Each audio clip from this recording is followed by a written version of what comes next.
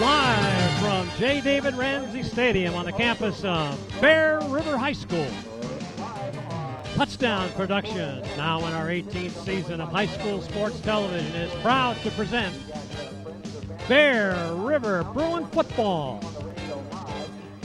Tonight, we unwrap our coverage of the 2014 PBL season as the Bear River Bruins take on the Foothill Mustangs. It's a homecoming night celebration on the road to the PBL title. And all the football action begins right here, right now.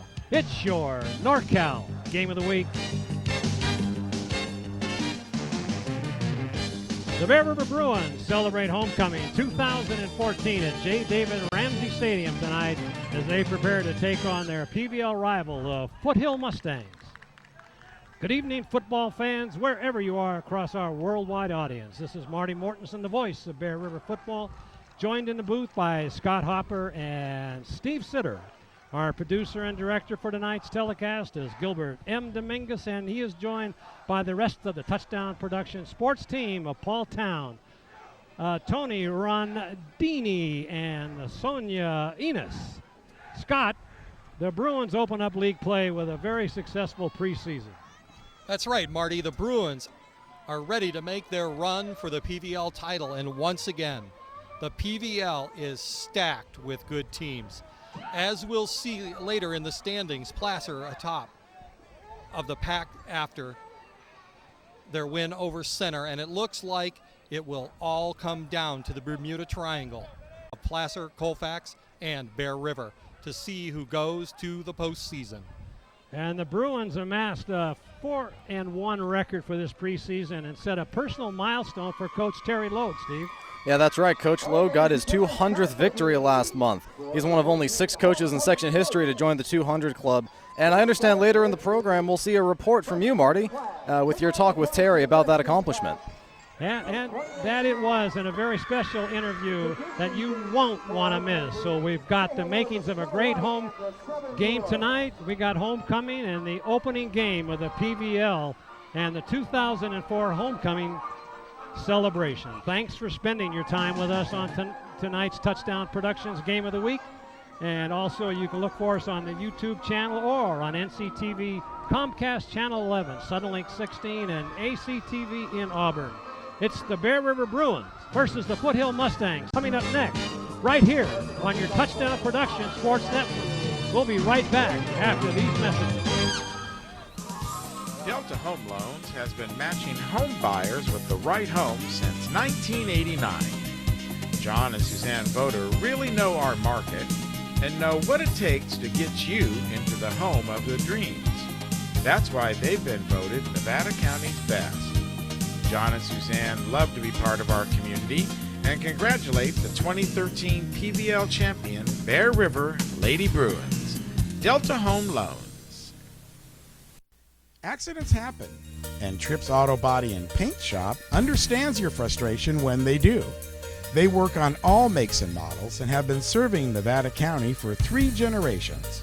Trips is a proud member of the AAA Repair Network, and their technicians are I-CAR Gold Class professionals. Trips works with all insurance companies and is a direct repair facility for AAA. Voted Nevada County's best, it's Trips Auto Body. It's time to visit the newly remodeled B&C True Value Home and Garden Center. The new B&C has completely changed for your shopping convenience. Their new expanded garden center has everything you need, including expert advice on trees, shrubs, and perennials. Check out their new website and the new spring hours. And thank you for voting B&C the best hardware and building supply in 2012.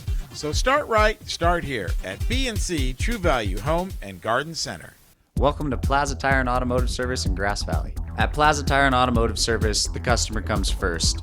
We only do what's right for the customer, not necessarily what's right for business. Third generation family member, learned all that I know from my Grandpa Fred, my dad, my Uncle Mike, my grandma.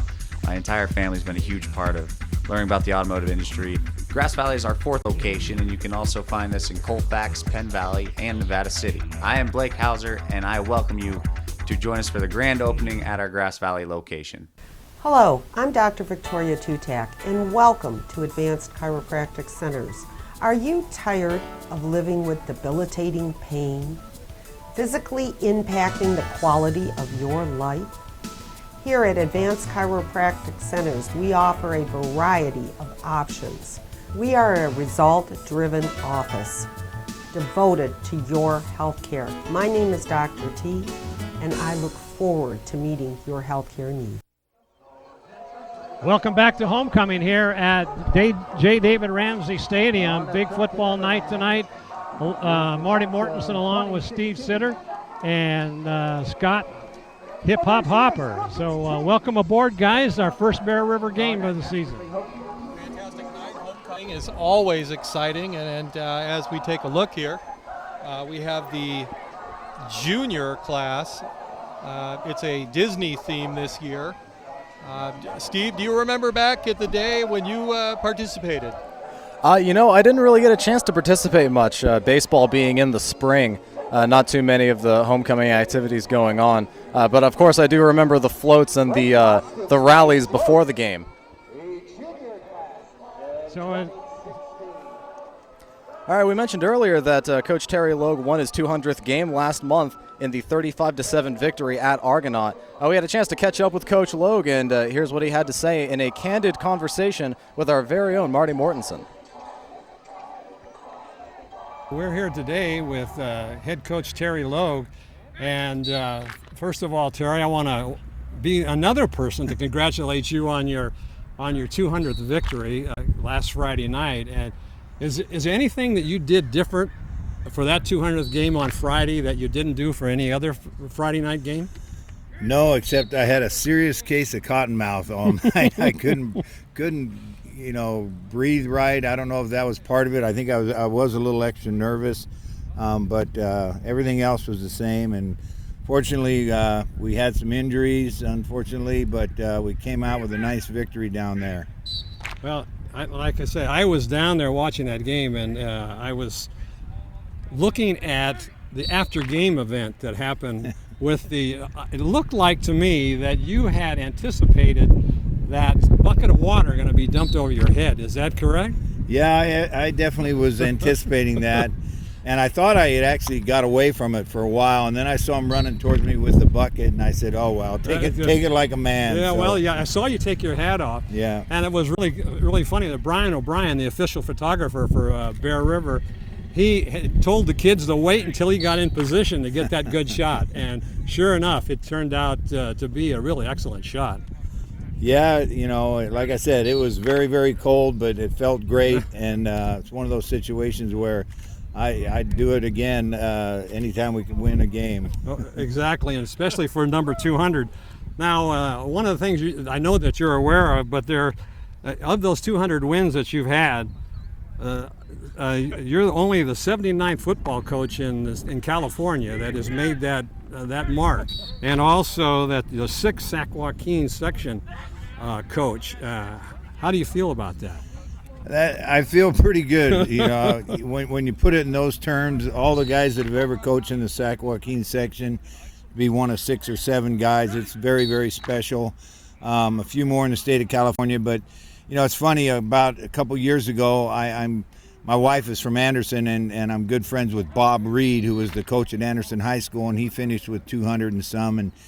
And ever since I saw him get 200, I kind of thought, well, man, I'd like to do that too. And then I saw the list, and you start thinking about it a little bit more, and you got to creep your way up there. But obviously you don't do it by yourself.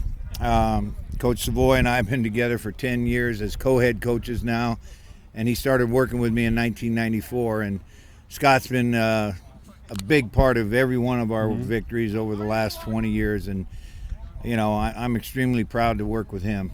Been with Coach Logue since 1994, and there was a couple years there in the early 2000s, I believe 2002, 2003, where Coach had gone off to Sierra College, right. And I took over for him for those 2 years, and of course he came back and joined us. But even in those years when he wasn't with us, he was still with us. He's still up in the booth and helping us out there. Exactly. It's been awesome. Hey, it's been awesome. Just can't take it out of the blood, can you?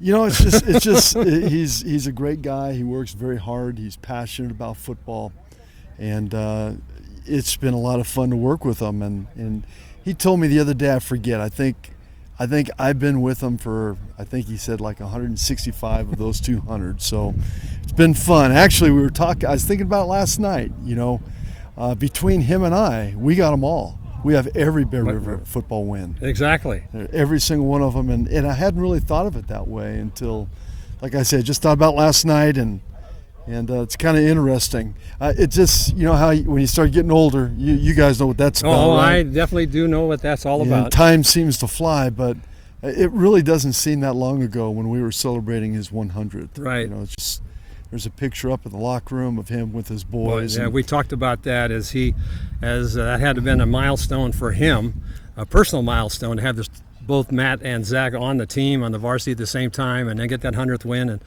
and now maybe going for 300. But he has said a lot about the fact that you have been a big inspiration in the success of this program here. Well, I think that's pretty gracious of him. I've definitely enjoyed working for him. I was his assistant from 1994 to, like I said, 2002, and we had a great run in those 90s. Boy, had some great football teams, great kids, and it's been a lot of fun to work with Terry for sure. And a lot of people ask. I hear a lot. I'm getting ready to play Pacheco, and they're asking. I'm talking to their head coach. He said, "How does the co-head coach thing work?" And honestly, I can't imagine doing it with anybody else. It's just the two of us know each other about as well as two coaches are going to get to know each other, and it's worked out great. It's been a lot of fun. 200 wins for Terry, and you probably have seen them all, I would imagine, right? Well, I wouldn't say I've seen all, but I've definitely seen a lot of them. It's just been a great ride to be part of this. I was here the second year Terry got here, and was actually on that varsity staff coaching football with him that year that we had the first winning season the next year in '89. So we went 6-4, big celebration at Bear River to get a winning football team. And Terry's been the instigator of that, the guy that's put that all together. Yeah, 25 years consecutive winning seasons here at Bear River. Now that's got to be a real accomplishment for both Terry and for the school itself. Yeah, I think it's taken for granted. We take a lot of pride in our football program. We take a lot of pride in the fact that we're going to go out and compete every night and have a better than average chance of winning on any given Friday. And that's not true at every school and at every program. And to have that happen here for 25 straight years, it's been amazing. It's been consistent, and it's been Terry Logue at the heart of that. Could you imagine when you first started here at Bear River in 1987 that you'd be today sitting here as the coach of a Bear River High School football program and having 200 wins at this point in your career? Wow, that's a great question, because the answer would be no. I was worried about getting one win, and then I was worried about keeping my job. Right. We won 2 games my first year, and then my second year we won 4 games, but we won the last 2 games of the season. Yep. I tell everybody I think I saved my job with those 2 wins. We beat Colfax and Lincoln back-to-back in 1988. And since then, we've never had a losing season. Yeah, that was going to be one of my next questions to you, Coach, is that do you have any insights on 25 consecutive years with a winning season? Well, a lot of hard work, Yeah. Some great staff members. A big part of that was for over 20 years, we had Dwayne Zahner as our head JV coach. We had a lot of continuity in the program. And then I had great assistants. I had John Hayes, I had Kelly Graham and Scott Savoy. So, it's been a long, hard process, but like you said, back in 1987, even one win sounded good. Well, of all those 200 wins that you've had so far this year, through the years, is there any one game that stands out in your mind that I have one, and I'll let y'all tell you, but is there any one that you might remember? Well, I obviously remember the championship at UOP, the 3-0 double overtime, but there were 3 or 4 nights beating Del Oro for the first time was to me unbelievably special. We tied them the year before in '97 and actually won the SFL. and they said that wasn't beating their streak. So the next year here on this field, we beat them, I think 22-14. So beating Del Oro was right up there to me, but I guess completing a 13-0 season with a section title and an honorary state championship, that was pretty special in '94. I remember that one too. Yeah. And my game for you would be your 100th win at 1999, when with both Matt and Zach, your sons, on the varsity football team at the time at the winning of that game. That's got to be pretty memorable for you. Well, that absolutely is, but that's for personal reasons. Well, you know, I know, but this is what it's about, though. But it was, and it's funny because I have a picture of the two of them with a football, and we're holding up a 1-0-0. And I told them I want to get together and do a 200 one, even though they're not in uniform anymore. But that was special. You're true about that. That 100th win. Yeah. With both of my sons playing on the same team, that was pretty cool. Well, the way we do it is we split it up. Terry calls the defense and I call the offense.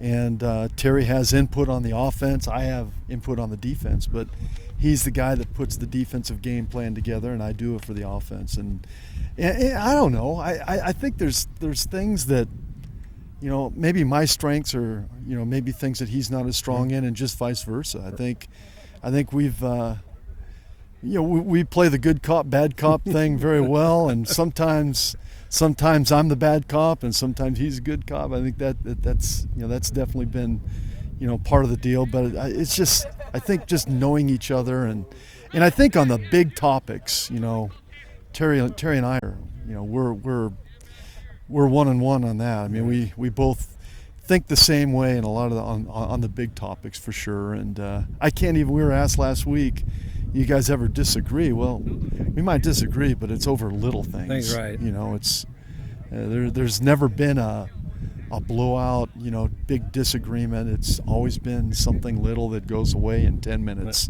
It's a good way to kind of divide the work. It's a huge job, and you know, with a year-round commitment that the programs are asking of the kids these days, and you know, including the summer, including tons of fundraising, and then in season, you know, one coach to run the offense, the other to run the defense, and do a real bang-up job of preparing for each week. It's kind of makes sense to have co-head coaches. So, and they Scott, Terry have worked very, very well together for many years. So they've got a good thing going. What's your earliest recollections of Coach Logue?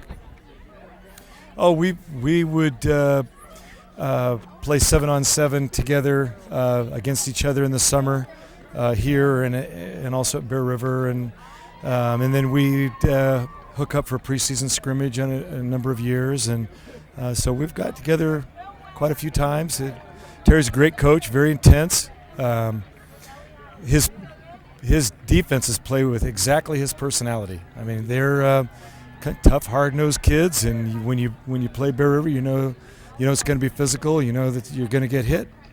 I wanted to congratulate Terry Logue and the Bear River football family. 200 career wins. Congrats, Terry. That's a fantastic accomplishment. It really shows a whole lifetime of dedication to the education and of kids in the community. My plans take it a year by year. The last 5 years, that's pretty much what I've done, is take it year by year. I would really like to stay. Scott needs about 9 more wins to get to 100. Right. I'd like to stay and see that. You know, if my health holds up, that'd be great. So I'm taking it 1 year at a time, that's for sure. Well, I believe I'm at 89, and Coach Logue, he's keeping track of those things. Okay. And you know, it's the same with anything else. It's one at a time, baby, one at a time. And you know, I'm a real superstitious guy, and I got to worry about last week a little bit. You know, it's one at a time, and that's how you get. That's how he got to 200, and you know, that's how he's going to get to 2,000 or 201. Excuse me. So that's it. And right. It's been fun, and you know, keep it rolling, Terry Logue. You know, that's high school football. Yeah. You got to love high school football. I've coached junior college. I had a brief tryout in the NFL, and there's nothing like high school football. It's what it's all about. The bonds you build with the kids, and the kids build with themselves, and the community support, and you know, rooting for your local team, whether it's the Miners, the Eagles, the Falcons, or the Bruins. high school football is just a tremendous event. It certainly is, and Coach, want to thank you again for everything that you've given the school and to the community here, and once again I want to say thanks. It's been a pleasure, and keep on getting those wins, huh? Well, I want to thank Touchdown Productions because they've kind of come a long way with us here at Bear River. When we opened in '87, or when I came in '87, nobody knew who we were, and I know Gil's brought his company up, and I'd like to thank them for covering us a lot and the support you guys have given us over the years. Tremendous. Well, it's been our pleasure, I can tell you that, because it's fun to get out here and watch each year a new crop of kids that you continually develop along the way and turn into fine, outstanding citizens. Well, we're certainly trying. Well, that's what it's all about. All right. There it is, Coach Terry Logue here from Bear River High School. And I want to thank you once again, Okay. Coach. It's very much appreciated. Thank you, guys. All right, we're back here at J. David Ramsey Stadium, and a very nice tribute there to Terry Logue and his 200 high school wins. I mean, not very many coaches get that opportunity, but we're about ready here for the kickoff. Bear River won the toss. They elected to kick off and receive the second half kickoff. So here we go. Olina with the punt, with the kick, deep, taken on the 10-yard line. Brought up to the 20 and right away tackled down at about the 24-yard line. And we're ready to go. You guys ready for a big homecoming football game tonight? I'm excited, and I just want to note that Ben Olina, this is his second full season of football, which is wildly exciting to see a young man have the guts to come out and bang some heads when the boys are so big. Yeah. So here come the Foothill Mustang in motion, and handoff, fumble the ball, and almost picked up. Let's see, coming up and trying to get that ball. That looked like Wagner. Yeah, it was. It looks like he might have hurt his arm there too, as the player fell on him. So that was no gain on the play, and they almost lost that handoff. Second down and 11. What do you see? I'm going to take a look at the replay here. As you'll notice, the handoff looked bobbled right away, and luckily number 44 for the Foothill Mustangs dove on the ball. Rolling out to his right, out into the flat. Mike. Pass is complete from number 10, Xavier Small. That pass was complete for a short gain of maybe 4 yards. It'll be third down and about 6. The defense for Bear River is really stout this year, Steve. And let's see if they can hold him here with third and about 4 yards to go. Two backs in the backfield.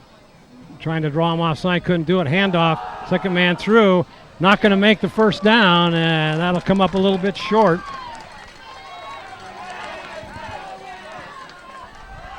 Ball carrier number 4, Larry Alford. Kyle Krogman in on the tackle for Bear River. Simpson, There's a good shot of the defense for the Bruins.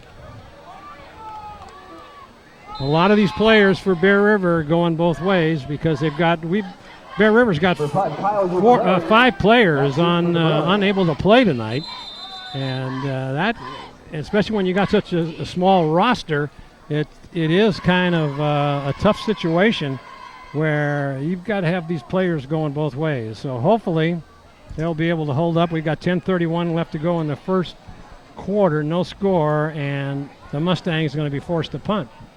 And Marty, one note is that they're featured skilled players to be noted. We have, we'll get back to that later in the game. Okay, back to receive is Uclary, and a bad snap. Bear River with the rush, a kick gets away, and Uclary is going to let it go, and wisely so, as there were three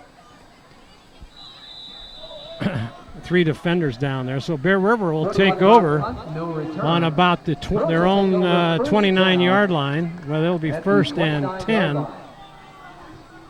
Uclari's got a banged up elbow, so he's in there.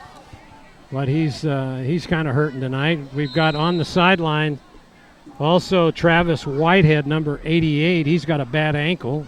Be ready for next week. Here's the handoff, sweeping the the left side, and a great tackle in there by number 8, Angelo Graver. You're gonna have to watch. Watch Uclari. He's got more moves than I mentioned this in practice yesterday. He's got more moves than a Mayflower moving van. Because well said, Marty. Because you watch him. He is rolling out to pass is Voter, and Wagner just couldn't hang on to it. That was going to be good for a first down. Not much pass rush as Voter rolled out to his right. Had Wagner wide open, he just couldn't hold it. So that'll bring up third down and about 8.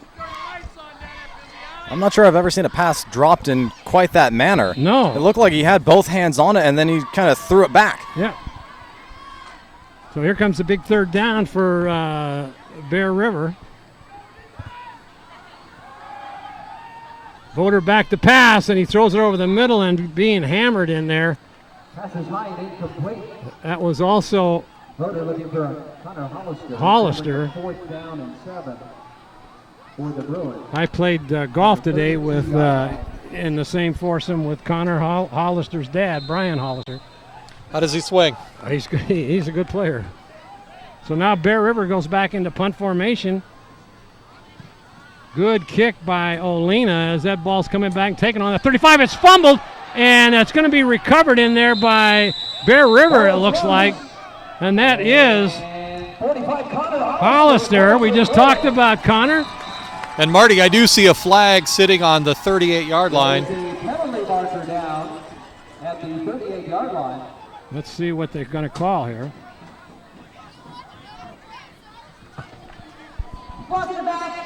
Oh, it's against the plane will be declined. So Bear River takes over in Mustang territory on the 38-yard line. Well, they'll have first and 10. A big break for the Bruins. And Bear River's big up front, anchored by Cannon Fetter, who's 6'6", 325, number 71. You'll see him frequently fill up the screen. Rolling out this Voter again. He's got on out pass and it's going to be caught almost for a first down. Okay, we're going to jump back a play on the punt return. It was just a bobbled right from the get-go. And then into the scrum, ball got moved around a bit. And then Hollister fought hard for the ball and came up with it for the Bruins first down. Well, I called that play. Looks like Wagner had that, but he ended up dropping it. So now it's second down and 10. And there's a handoff right side. That is John Voter, the ball carrier, and he picks up about 4. Last week up in Eureka, the headline in the paper the next day, the local paper in Eureka, was voter registration, because that was voter to voter all night long against the Eureka team. Bear River won that game. Uclari in motion, handoff. He cuts it to the outside. He's by 2 men. He's into the secondary. He's down all the way down to the 3-yard line. He's a squirmer, man. Marty, you were so right. Well, and the thing is, he is only 5'7". He's a junior, 150 pounds, and if you go and stand alongside of him, I mean, he looked like. I mean, if I was that small, I'd be in the band. But he is. He's a tough kid. I've watched him for years. Yeah, he is really a great football player. Full house backfield, handoff, Uclari trying to dive into the end zone, and he's going to be short, it looks like, maybe a half yard. Good up front by tackling by the Mustangs there. So it's going to be 1 yard short of a goal line. Fetter is in the ball game now, along with Sanders, the big lineman. Coming in also now is Adam Boyer, and out comes Sanders. So it is 2nd and goal. Full house backfield again, and there's a walking into the end zone for the touchdown is Voter. Touchdown, John Voter.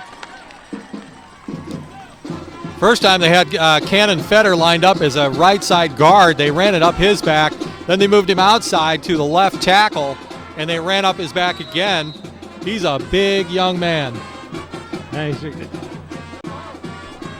He stands a full head taller than the entire offensive line. Yep. So here's the attempt at the extra point. Ben Olina in. Good snap. Put down. Up and good. No good. No, I got a bad angle here. Off to the left. You go out, you come out in practice and it hits those every time. So there's the replay of the touchdown. You'll notice Colin Cannon Fetter lined up near side, and watch him come off the ball and just explode that young man, knocking him back 3-4 yards into the backfield. Would you want to be in there going head-to-head with Fetter? Not particularly. He's not the guy I want to see at the end of a dark alley. There's your State Farm Mike Bratton scoreboard. Bear River up on top with 7:40 left in this first quarter. Score is 6-0. So the Foothill Mustangs give up a quick 6 on that after that fumble.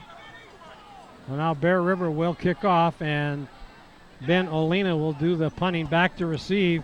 Our angle is so bad I can't see the numbers on the two guys in the backfield, so we'll just have to see after the play goes. See where Olina will kick the ball. I believe far side is number 2, Ronald Johnson. Okay, thank you. There's the kick. That's going to go to Johnson then. He's got a herd of blockers in front of him. He gets almost through, but then tackle. Is there a fumble again? Let's see. They came back up with it. We're going to take a quick jump back to Kyle Ucleri's run as he scampered up the middle, took the handoff from Voter. As you'll notice, again, a tremendous amount of space. Got running behind number 79. No, 71, Fetter. Was that 71 again, Fetter? No, that's 78. 78. Who's yeah. 78? That's Connolly. Isaiah Connolly at 5'9", 234. Again, a big young man. 35 Kyle Kirkman in on the stop for the Bruins. Just a short gain for the Foothill ball carrier. So first play from scrimmage for the Mustangs. The short yardage there on, so it'll be 2nd down and 9.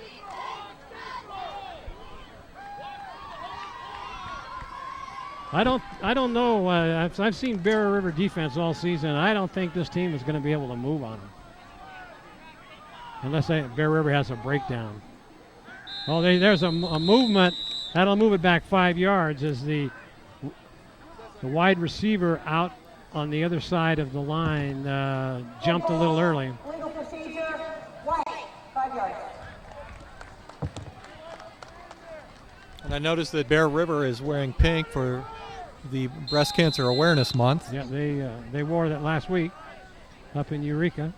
So here come the Mustangs. It'll be 2nd down and 15. Rolling out, big rush out in the flat, and it's dropped in there by Harris. That wasn't going to get more than a couple of yards. Harris is a good-looking athlete out there. 6'4", 215, number 7 for the Mustangs. So 3rd down and long. Well, one good thing, we've had most of the action down here on our side of the field. We're way down on about the 15-yard line. And so we've got all the action down here, which is good.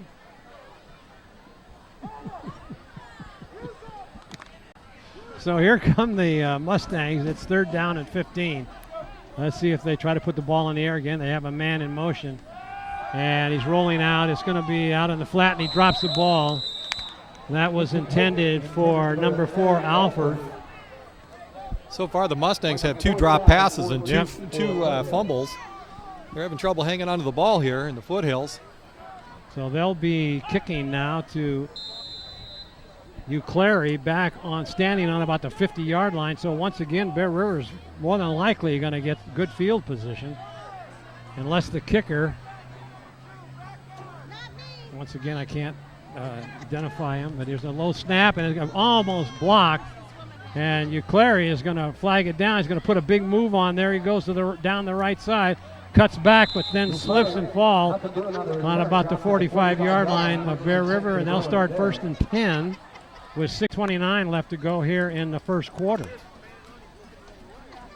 So, Marty, last week when you were in Eureka, did the team drive up on the Friday, or did they spend the night? How'd that work out? They went up Friday. Friday morning. They met here at the school at 7 o'clock. I didn't leave till 9, and we got up there about at the same time because they stopped for breakfast. Now here's a handoff going around the left side. The ball carrier is Estrella, and he goes for a first down. So the quarterback is a junior. You have 2 running backs now. We've seen both juniors. Future looks bright. Yes, and then plus what the JV has come up with in some of their players, it looks like Bear River once again is going to have a great running game. And you have to factor in the undefeated freshman team as well. Oh, absolutely. So there's your State Farm Mike Bratton scoreboard. Still 6-0. Bear River on another drive with a first down, 1st and 10 on the Mustangs 44-yard line. Yeah. So some of the players came home on the bus after the game with the coaches, and then I stayed overnight, did a little sightseeing in the morning, and then went down to Santa Rosa to spend some time with my daughter. So it was a very good 2 days, and to be able to watch these Bear River Bruins and be with the parents out there and cheering them on. It's really be surprised how many people from Bear River went up there and stayed the weekend, and because it is a beautiful community up there. We're right there on the ocean, and they've got that Humboldt Bay. Score came from up in Nevada Union, Sac beating #1 ranked Folsom playing NU. Early first quarter, 14-0 Folsom. So here's the handoff to the first man through. That looked like Voter, the ball carrier, tackled by looks like number 44 for the Mustang. That Lentz and number 44, that was Lentz. So 2nd and about 9. Fake handoff to Clary, rolling, and right over the middle, they had him wide open. That was just threw behind him. That was Dave Estrella. That'll bring up 3rd and 9. So, Marty, I want to jump back to the Eureka story real quick. So they left in the morning, right? Drove up, played the game, and then drove home. Some of the kids did that didn't have their parents on the bus. Yeah. Holy smokes! Yeah, they didn't get in until probably 6 o'clock in the morning on Friday, and then Todd Whitehead, who coaches the Bear River Junior Bruins, had a game at noon. Oh, goodness, dedication! No kidding, it is. He's got him wide open and he dropped the ball. It was right in his hand. That'll bring up 4th down. And they'll be punting. Well, Lena's coming in to do the punting. They'll try to put him back deep in their own part of the end zone there. Well, the Bruins certainly had their chances there. Yeah. A couple of open receivers. One dropped and one missed. So Alina back to kick. One receiver back. Good snap. They're going to set up a run. It's going to be taken, and they're going to let it go. It took a Mustang bounce, and then they're going to down on about the 28-yard line. There's a 15-yard punt, no return. That's not going to help his average any, because he normally kicks it a lot farther, but they didn't want it to come out to the 20, but it ends up coming out to the 27. Olina has a very good leg, wildly athletic young man, yep. Exceptional basketball player. That was just a 16-yard punt. Yep. But probably lost about 10 yards on the bounce. Yeah, exactly. Well, here come the Mustangs. In motion is Johnson, and let's see what's going to be against the Mustangs on illegal procedure more than likely. Good ball. Legal procedure. White. 5 yards. So that'll bring it back 5 yards. It'll be first down and 15, deep in their own territory.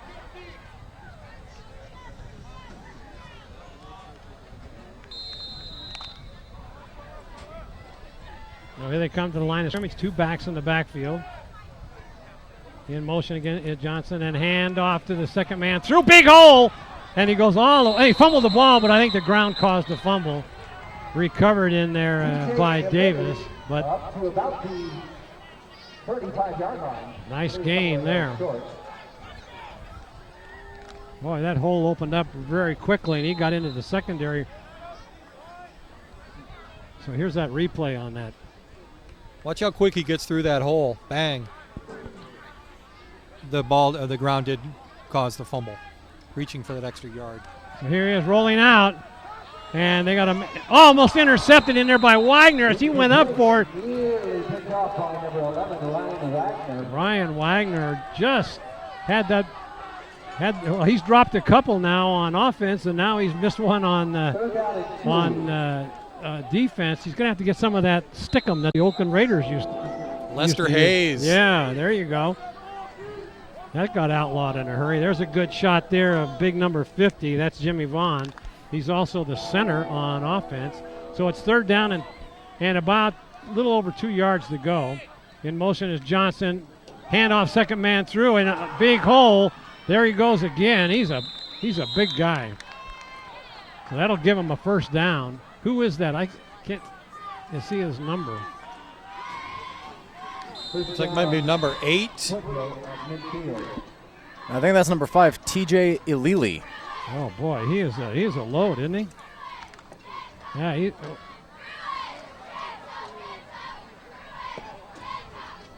So here come the Mustangs out on the 50-yard line. Big. Oh, that's gotta be intentional grounding, I would think. Very close to it. No, they're not going to call it. Well, he did have a receiver running out there, but he just kind of shot-putted that ball kind of straight from the chest. Yeah, big rush in there by Vaughn as he put the pressure on the quarterback. And the referees were conferring there, I believe, about a possible intentional grounding, but no flag is thrown. So Small, the quarterback, not very small. He's 6'1", 170, so big kid. 2 backs in the backfield. There's a handoff to Johnson trying to skirt the left side. And he's still on his feet. He's got some speed, and he may go in for a touchdown. Let's see what they call. No, he stepped out of bounds at about the 10-yard line. It was Kyle Uclary chasing him down. It looked like maybe forced him out. At maybe the 2. They're going to mark it at the 10. Well, let's see if Bear River will bend and not break here as 4:16 left to go in this quarter, and that was a big run right there.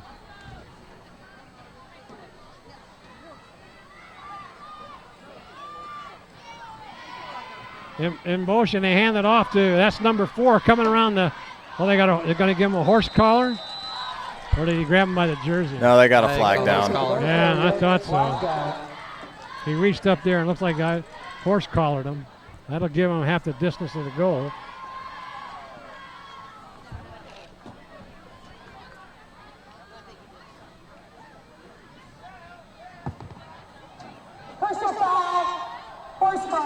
Okay, we're going to take a look at that as he's sprinting around the corner. And, I often wonder, what's best? Grabbing a horse collar, saving the touchdown. I know it's not good to promote, but it did stop the touchdown. And just on the replay, it did look like he got a good amount of jersey, but that may have been after the initial contact to the shoulder pad. Probably a good choice there. So now it's first and goal from about the 4. And they hand it off up the middle, and that goes nowhere. Right into 5 Bear River Bruins, led in there by Connor Hollister. Bring up second and goal from about the 4-yard line. All tagging the Foothill running back. And Connor Hollister, also a junior, Jimmy Vaughn, a junior, and also Jay Demosthenes, also on the defensive line, a junior.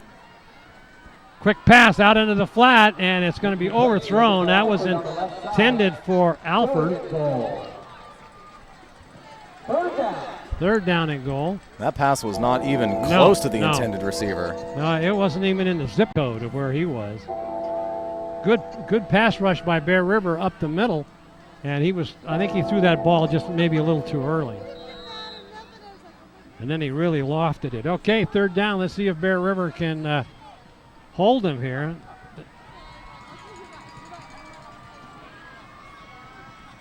Rolling out. Oh, and almost intercepted as Feder came out with chasing him down. Wow. And that was Josh Davis out there, number 2, that got a hand on the ball. That could have been a pick 6 right there, because there was no quarterback was down and there was nothing but fairway all the way down the field. And some interesting play calling. They're not giving it to TJ Alili, who got him all the way down there. Yeah. Fourth down and goal, and it's going to be a timeout called by the Bruins.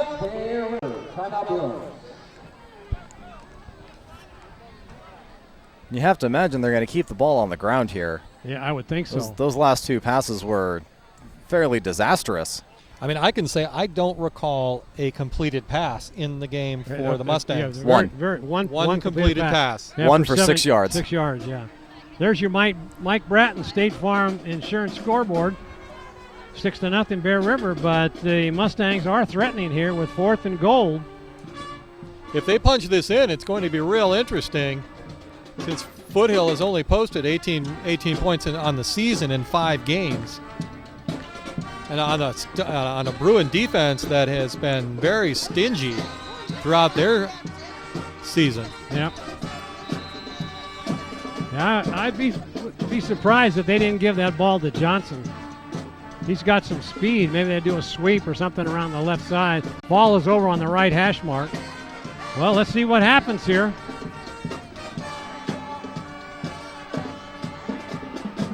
Two backs in the backfield. They do give it to him. He's trying to go around the outside. He's going to take it in. Did I call that play? You did. You did, Marty. That would be the guy to give it to. That was an exceptional call offensively, as Davis was out on number 7, their 6'4" wide receiver, man-to-man, and he had to take him on a corner route, leaving that side of the field very vulnerable. Well, he's your best running back, it looks like. He's got a lot of moves. He certainly does. He's not very big, but once he had that opening, he took it to the outside and ran it in the end zone untouched. Here's the snap, and it's up, and it's no good. Oh, yeah,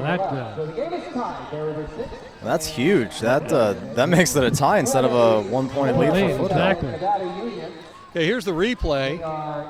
You watch him bounce to the outside. Great block. Sealing off the edge there by number 52, the pulling guard. He went absolutely untouched. Yeah.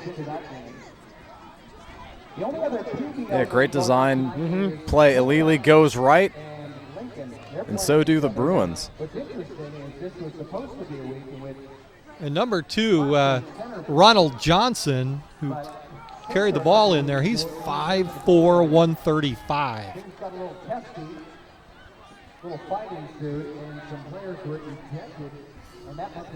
We have an update on the Nevada Union Folsom game. It's 14-0 Folsom.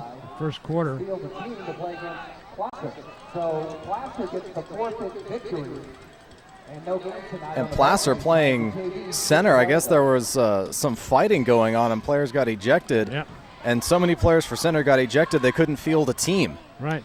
I heard there were 21 players that went out. You know, once you leave the bench, you're in the fight, even though you may not have been involved in the scrum. Incredible.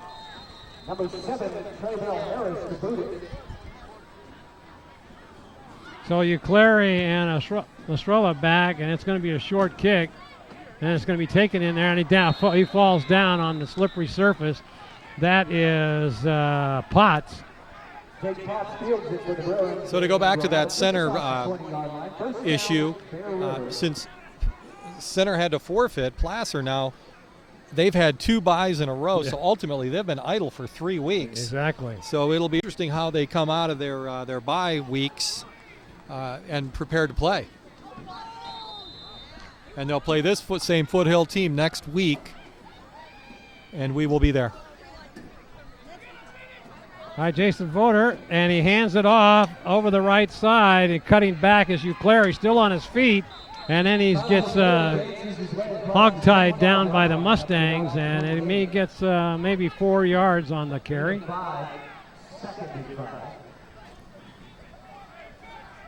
So, Marty, did you finish your list of all of the injured players? Did we hear that entire Not all of them. We also have Sam Alonso. He has a broken leg from that Argonaut game. And then we talked about Footlick, and we also talked about David O'Brien, who's got a shoulder injury. And so those are some of the injured, wounded, but they'll all be back next week. So except for the young man who was a senior, started every game this year and every game last year at center, and ends up having a broken leg. He's down there on the field in a wheelchair. He's still got his leg in a cast. Pass over the middle, and that's caught. And that'll be good for a first down. And Wagner caught that one. And that is Bear River's first completed pass of the game. Really, that's remarkable. 'Cause last week they were completing everything. Okay, here come the Bruins. Handoff, Clary, right side, trying to turn the corner, can't do it. He's still on his feet. Maybe he gets a couple. Can't bring it down. Clary across the 40. TJ Lilly on the tackle for Foothill. 5-yard pickup, 2nd and 5.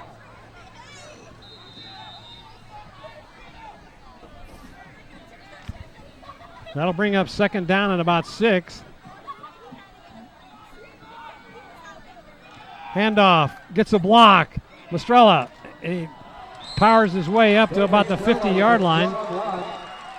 That's going to be a 6-yard gain in the Bruins First down. So Bear River grinding it out on the ground here.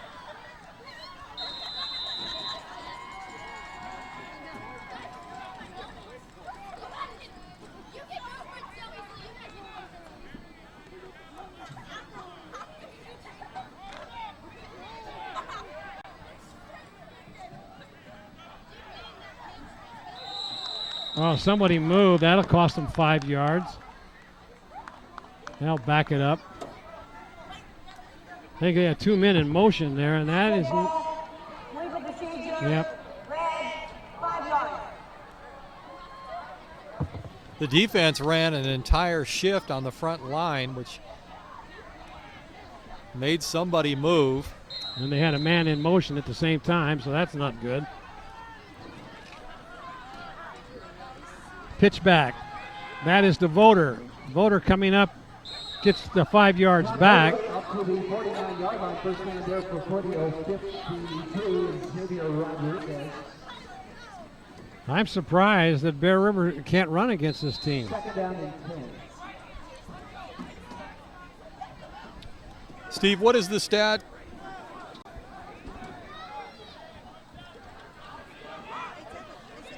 There's a handoff. Estrella around the right side. He's got a couple of blockers. Turns the corner. Down the sideline. He's at the 25-yard line and down to about the 23.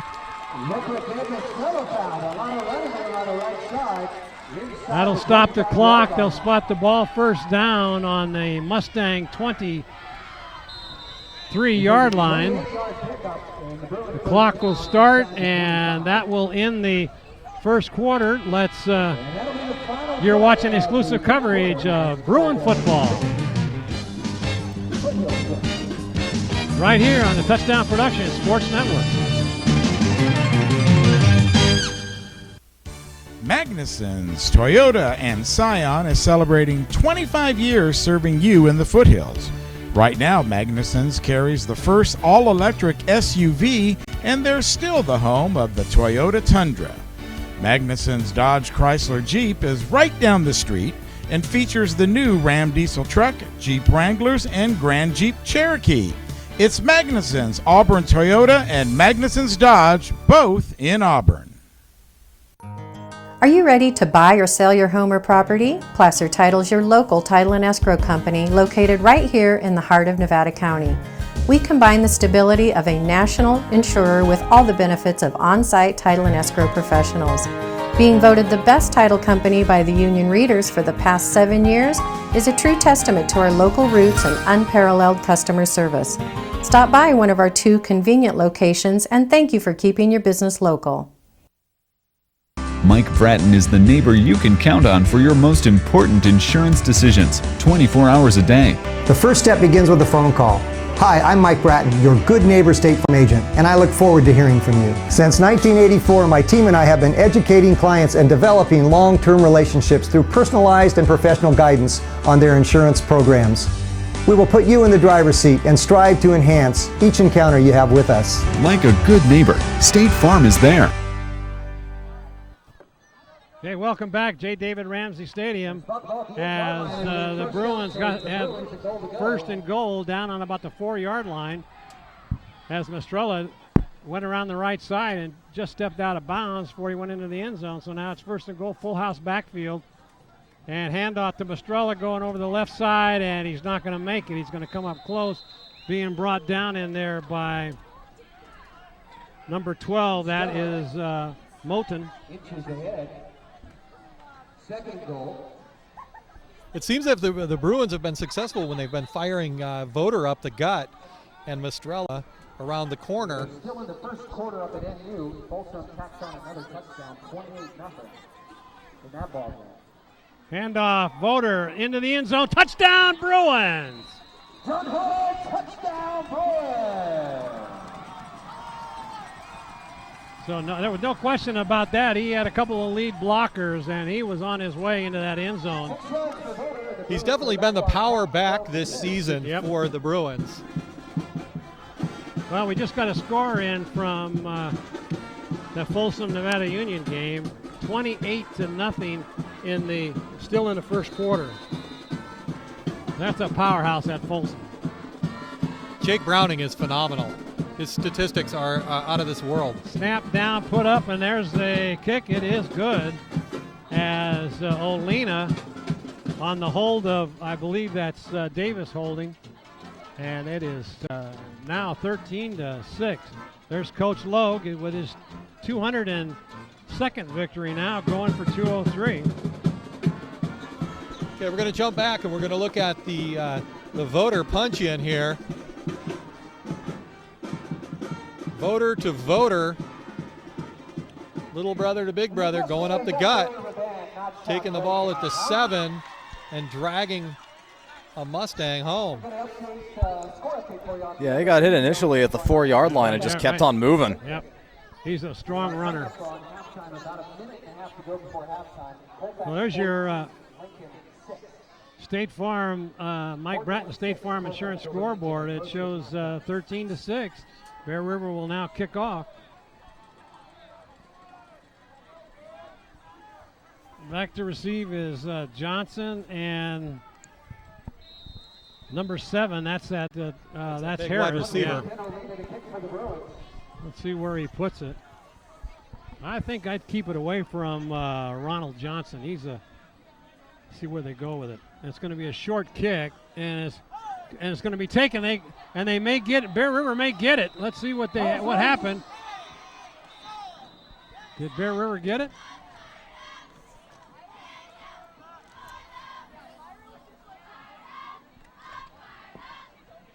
The Mustangs get the ball back on that fumbled kickoff, and so they'll take over first and 10 on their own 25-yard lines on that short kick. This is Foothill's 5th possession, and they have yet to start deeper than their own 28-yard line. That's their best field position. Okay, I'm going to take a replay on the kickoff. He touched the ball, couldn't get the handle on it. It looked like Bear River had the best shot at it. Yeah. And then it squirted out again, and then the Mustangs jumped on it. That was Ronald Johnson on the recovery. So no gain on that first play from scrimmage as the left side of the Bear River line, defensive line, just shut that play down.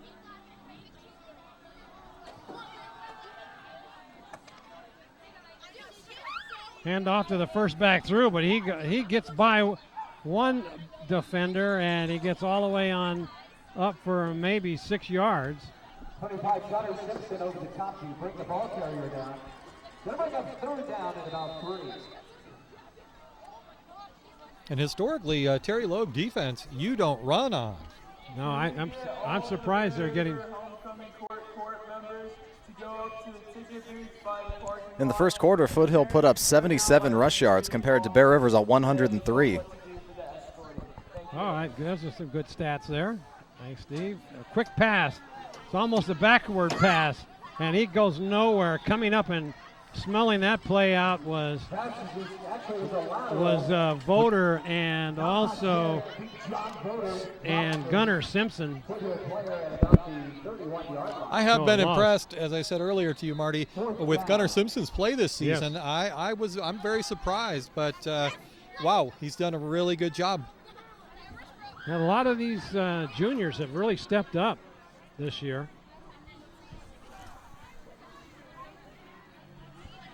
So back to in punt formation is number 55, Navarro, a left-footed kicker, and he gets it on down to Uclari, and he's going to get hammered right as he caught the ball on the 44-yard line. Uclari's not afraid of anything or anybody. That kid is amazing. Look at the size of him. I mean, he's being dwarfed by everybody in that huddle, but yet he's got a heart of gold, boy, when he's out there playing. So here comes Jason Voter in with the play.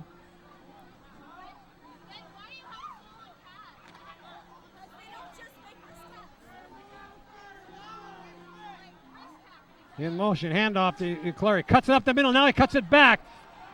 And he's still on the move. He's down all the way to about the 20-yard line. Still going. Cuts back. He's going to go in for a touchdown. Clary on a 55-yard run. Wow. What did I tell you about those moves there, huh? Oh, my goodness. I'll pat you on the back. You know your player. Oh, man. He started to the right. Well, hopefully we'll have that in the replay, but he started to his right, cut back to the left, broke it out to the outside, and then off he went to the races. That young man has got some talent. There's a snap put down by Davis. It's up, and it is good. Olina with the kick. Olina's found his way. Yeah, here is the replay on this. We're going to go back to the touchdown run. Uclari came in motion, pulling behind number 77, Demosthenes. That play bouncing is it to the go outside, going left, as you'll notice, and then bounces it, picks up in a very nice block here at about the 20-yard line. Hey, take a look. He's slips right through. Yeah. Yeah, he's got two defenders who are running out in front of him 30 yards downfield. That is amazing. I mean, this kid he's got heart. Look at that speed he's got, outrunning the safety there into the end zone. Very nice job. State Farm scoreboard by Mike Bratton, 14 points so far in this second quarter. We got 8:50 to play, and it is 20-6 right now. Ball gets away, picks up on about the 2-yard line, and he's got a head of steam going up at the sideline. That's big number 7. That is Harris. Gets a good return from bobbling that kickoff down at about the 2-yard line. Let's see. I think Clary's got his right arm taped up. No, yesterday he had it all bandaged up and a big pad on the end of it. He hurt his elbow, and now tonight he's got nothing on it. That kid's tough. So there's a trying to do a little reverse there, but nothing doing as Vaughn comes up and makes that stop. And limping off the field and he's limping off the field a little bit. That's a huge blow for Foothill. He's taking his helmet off, set it on the ground, and moving away from his helmet, moving toward the bench. Trying to whatever happened to him, he's trying to run it off. All right, there's a pass in the flat coming up, and nice tackle in there. I believe that was Voder. John Voder came up and made that tackle. That was good gain. That was gain of about 4 yards, so it'll be 3rd down and 6. They've been in this quite a bit here tonight, Steve. A lot of 3rd downs so far. They're only 1 for 5 in 3rd down conversions. So here come the Mustangs. They're going to bring him offside. They jumped on that hard count, and that'll make the 3rd down and about 2. Well, the Foothill coaches, he's up in arms. I think this will go against them. Really? He took his headset off and was gesturing emphatically at the officials. Maybe they had a. Dead ball, offside, red, 5 yards. That's what I thought.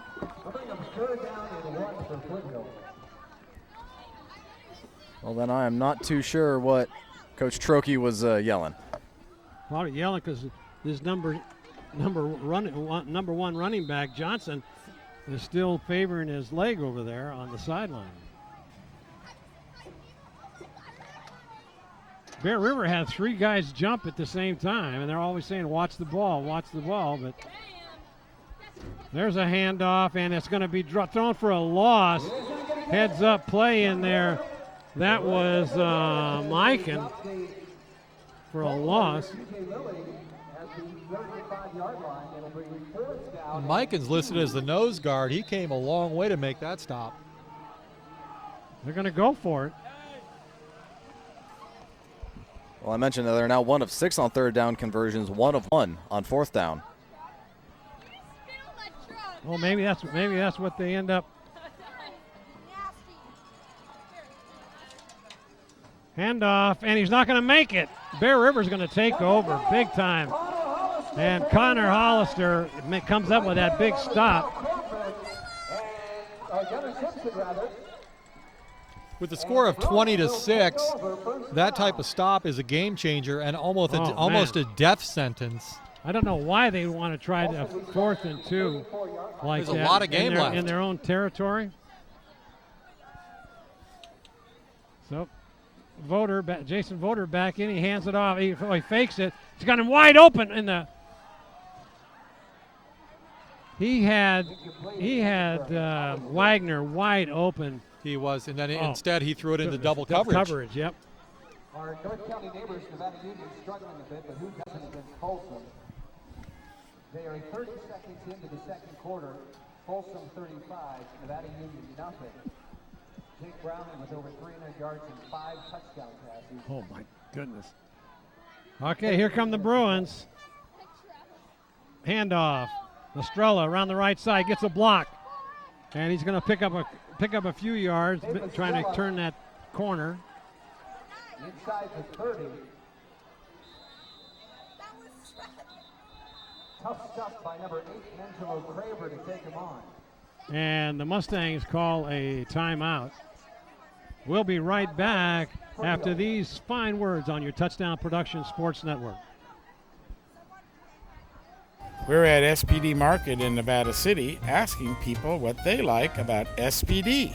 I've been shopping here for about 20 years, and the people are very courteous, and I especially like the meat counter. It's nice. You have a great selection, very helpful. Because it's local, it's small, they have wonderful selections of things I need, and the personnel are very nice. And that's why people love SPD Markets in Nevada City and Grass Valley. And of course, brought to you by Touchdown Productions, the Foothill leader in sports television. This is Gil Dominguez saying thanks for joining us tonight, and be sure to stay with us after the game when we announce the Bill Slade and Sons Trucking Player of the Game, created by Stuckey Engravers. Once again, the Touchdown Productions sports team will select the most deserving NU player and honor them with a beautiful plaque made by Stuckey's. So stay tuned after the game for the Bill Slade and Sons. And that's Voter again. John Voter on a big touchdown run. Wow. He just followed his blocking, broke it to the outside, and took it in. My goodness, Voter having another big night tonight. Down, therefore, leading to the Voter touchdown. Yeah, 27 yards, and he had to pull off some moves to get there. Good snap put down by Davis. Kick is up and good.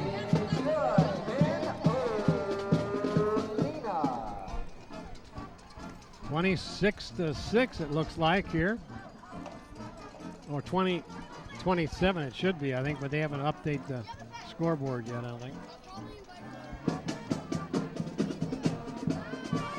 And the positioning of the balloons in front of the scoreboard doesn't make it any easier. Yeah, right. I can't even tell how much time we got left. Looks like 8:40. 8:40.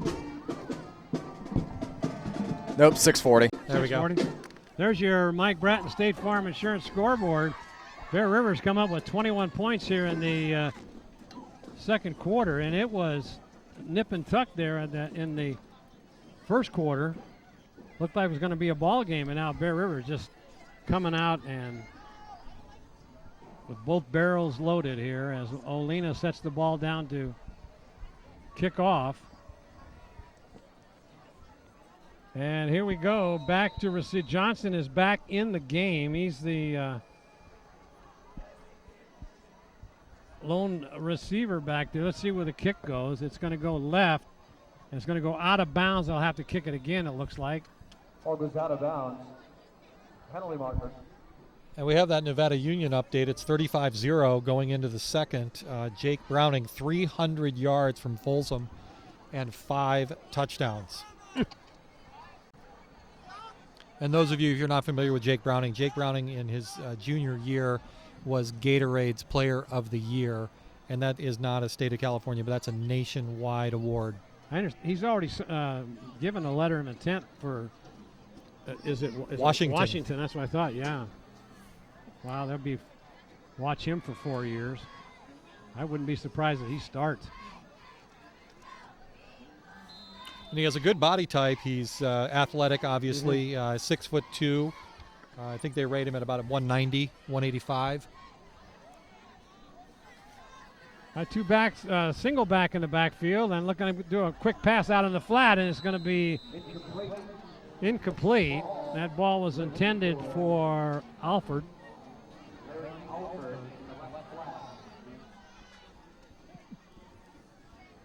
So far, that play has not been very successful tonight. I think they've only completed it once for 6 yards.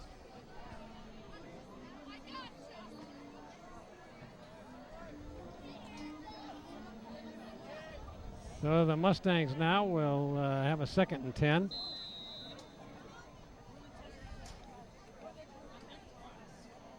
And they go the wraparound draw, but that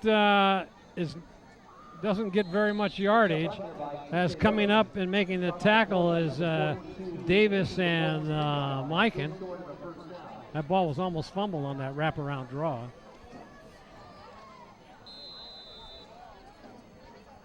Bear River shuffling in players. So that'll bring up 3rd down and about 3 yards.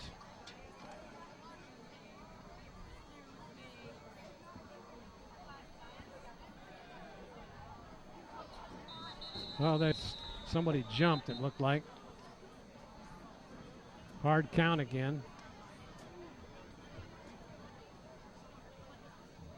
Yeah, this is going to go against Bear River. Dead ball. Offside. Red. 5 yards. First down.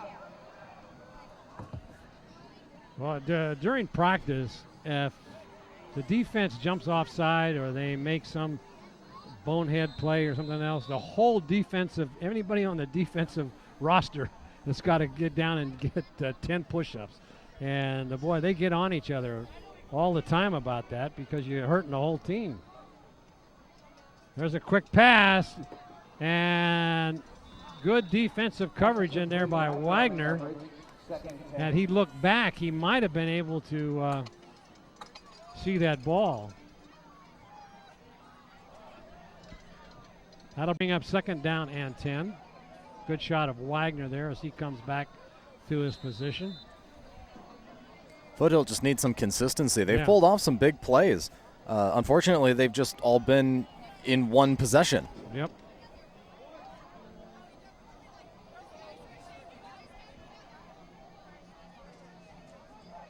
In motion, handoff, trying to come around the right. Oh, nowhere to go. Connor Hollister again with that tackle. No, that was Krogman. Johnson, the ball carrier. Krogman is intense out there on the field.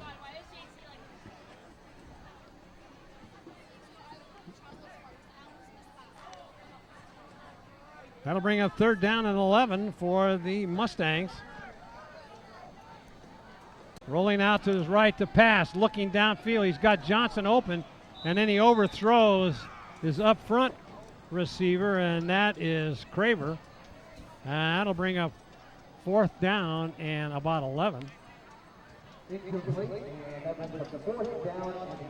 I don't see a punt unit coming out. No, they're going to go for it. I mean, I would think maybe you try to pin them all the way back, but no, they're going to try to get a first down. There's just under 5 minutes left. Pinning them might not be the worst idea, but it does appear like they're going to go for it on 4th and 11. Maybe they'll try a hard count, try and pull them off sides. Bear River has been jumping. Well, they'd have to do it 3 times to get the first down. So rolling out again to the right, looking. Nobody there, and he's got his man, but then overthrows him.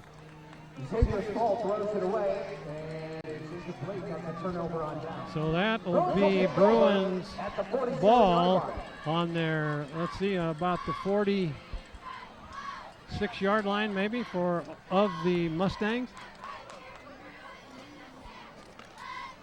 Great field position again. This is their third possession where they've started in Foothill territory. There's a good shot of Coach Savoy. And Logue down there on the sideline. Now let's see what they got. And Foothill's going to take a timeout. Timeout, Foothill. They had a late substitution, and speaking of substitutions, it's good to see on this homecoming night the Bruins are going with some reserves now, giving us some action early in the game. It's always nice to see. There's a shot of Coach Zahner and also Coach Logue along with Vaughn.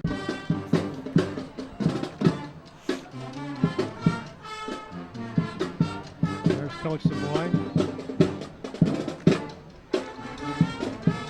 There's your Mike Bratton State Farm Insurance scoreboard showing Bear River 27 and Foothill Mustangs 6.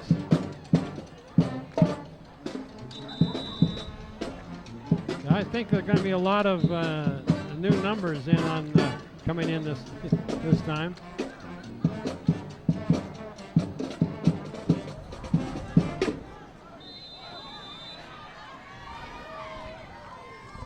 Handoff, Uclari cuts it back up. Now he breaks to the outside. He's got the first down and more. It's going down the sideline, gets run out of bounds. Kyle just ran over the top of Angelo Craver, number 8 from Foothill. at about the 30-yard line, just mowed him over. Harris on that big young man on the Mustangs came over and shook Euclary's hand. That's good sportsmanship there. Handoff again, same play up the middle. Now he cuts it back. He gets about 6 yards, I guess. Let's take a look at that replay. Euclary taking it up the middle, lead blocker. Oh, good block. 78, great block. And then here's the hit at the 40. Craver laying on his back, forced out of bounds. Still nobody took him to the ground. Nope. That's Mastrella going around the left side. He's heading for the sideline. He's going to be moved out of bounds at about the 14-yard line. So Bear River continues to grind it out on the ground. Mustangs just don't have an answer for this.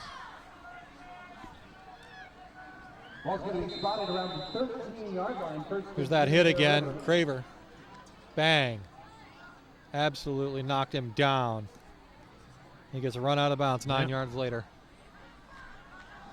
There's the handoff again as Euclary is going to be brought down. They can't bring him down. Now they do with 4 guys.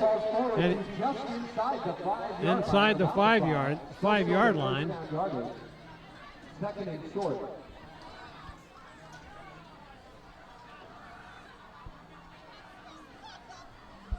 Well, if it ain't broke. Keep going with it, right?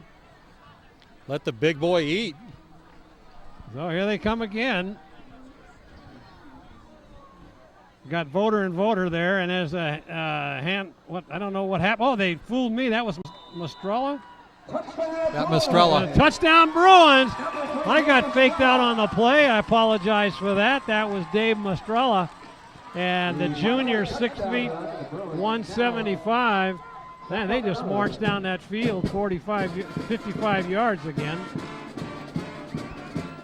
Never threw a pass. And so now coming in to pick the extra point is Clint Beelan. He's got a strong leg. He's a soccer player that came and want to come out and play football, and he missed it. That's too bad.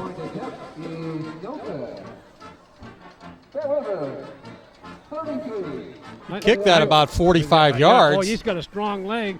If they may put him in on the kickoff, I don't know, but going to take a look at the replay here. This is the Mastrella carry. It's going to go to the far side. And Mastrella's here, number 3, being led out by Connor Hollister, and then just knocks the guy to the ground. The Bruins are just far too physical for this Foothill team. I watched them in practice with that play yesterday, and it fooled me on the sideline. So up here I got fooled again. But there's your State Farm Insurance scoreboard featured by Mike Bratton. 27 points, unanswered points here in the second quarter, and it's 33-6. And as you speculated, Clint Beelan is in for the kickoff. Yeah. He's got a strong leg, and he's a soccer player, and he wanted to come out for football. And in fact, if you look at his jersey, he doesn't even have his last name on the jersey because he came out later.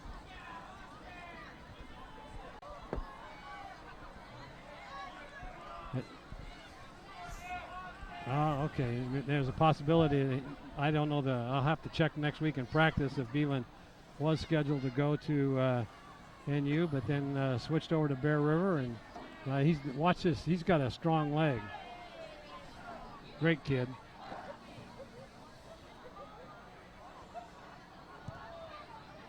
That'll be taken down. Well, it's going to be a short kick at about the 20-yard line, and it's going to be swarmed in there. Good coverage by the Bruins.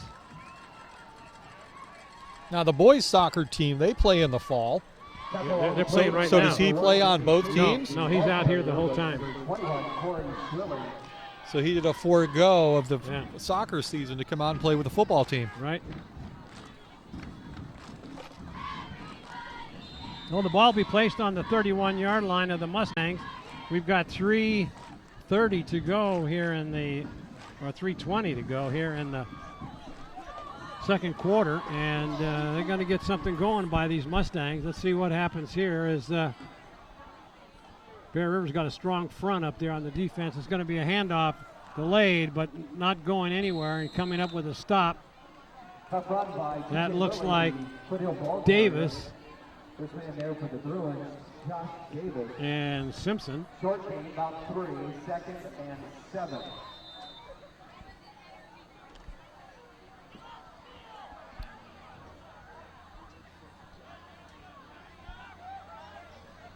Quick handoff and going nowhere. That is Hollister to bring him down. They got a first down, though.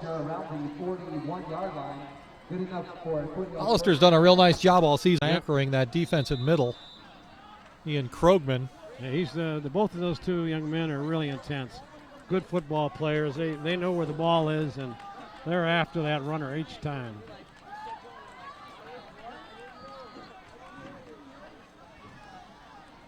Rolling out and trying to, it looks like it could have been a lateral, but I guess it went forward. This quarterback is having a tough time getting the ball down to the receivers. Seems like every one of them, Steve, has been over their heads. Oh, yeah, he's, suffice to say, his completion percentage is not very good tonight. Yeah.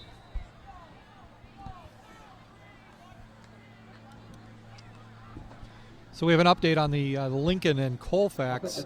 We have Colfax on top, 14-6 over Lincoln. Oh, my God. There's that wraparound draw again, but Bear River is ready for that. That was Voter in on the tackle along with Krogman. And put a stop to that in a hurry for maybe a 1-yard gain. Dear Brian Hudson give the Nevada Union score? I missed it. Oh. I caught it, 49-0 with 2 minutes left in the first half. Wow. And that's the 7th touchdown pass that kid has thrown. Is that what they said? Yeah. Holy smokes. Well, here come. It's third down, and somebody moved early. Let's see if Bear River was drawn offside.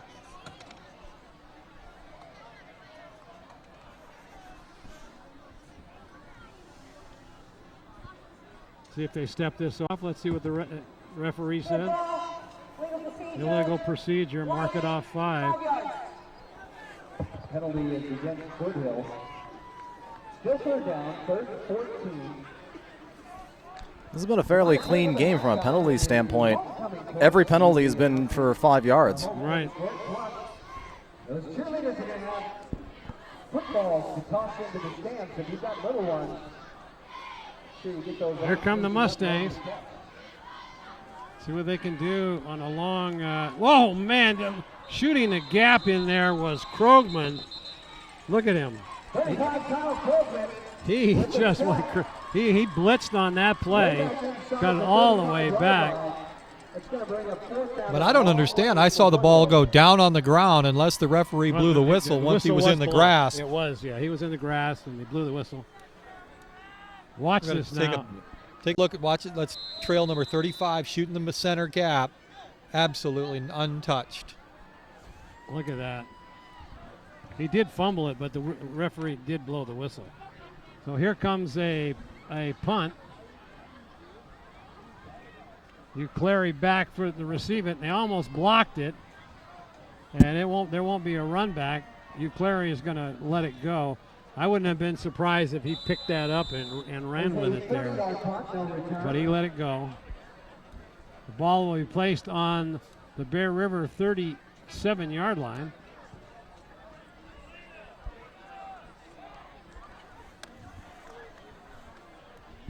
Other than the opening couple of, maybe the couple of drives, maybe it was, where the Bruins gave up the 6, the defense has been very, very good. They're the bottom of the 8th right now. Kansas City and Baltimore tied at 5. There's going to be a run right up the middle by Clary. He breaks to the outside, still going, cuts back, still going. He's down at the 25 to 20 to 15, 10, 5. Touchdown, Bruins! Kyle Clary on the direct snap from center. That ball was spotted on the 63-yard touchdown run. Holy smokes, he just bounced. Did you see him?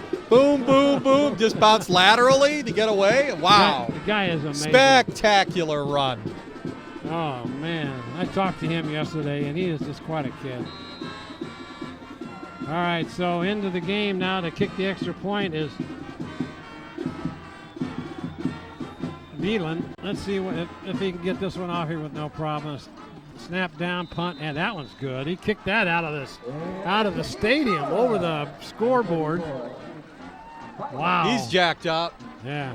Here's a replay on that run by Clary. It was a 65-yard run. Highlight reel time here. He took the direct snap. Faked it to Voter. Follow the blockers. And again, he's running right. And then watch him bounce. Right here, he's going to bounce a couple times. Boom. Look at the moves he puts on. Just knocked him down. That's called the ankle breaker.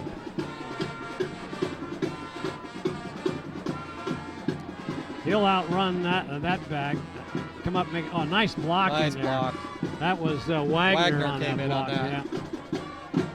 Unbelievable. You know, if you can run the ball, you can win a lot of games. Oh, yeah. 34 points here in the racked up on the Mike Bratton State Farm Insurance scoreboard as it is 40-6. So Beelan will come in and kick off here. Let's see if he can kick one deep. No, they're going to pooch it again. And it's going to be taken by an up man, and he takes a knee at the 32-yard line.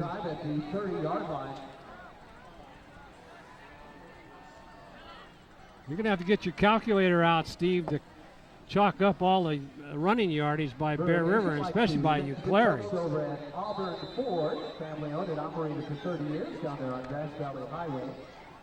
Auburn Ford, check them out inside your program. Family owned and operated for over 34 years. Full moon through the goalpost. Here come the Mustangs, 1st and 10. And a fumble. And they recovered it. The quarterback, Small, recovered his own fumble and maybe gained a half a yard. He fell on it.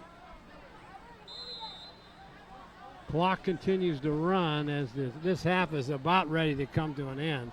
And I think they're just going to let it go. And the Bruins head for the locker room. First half with a score, Terry Logue 40, Foothill 6.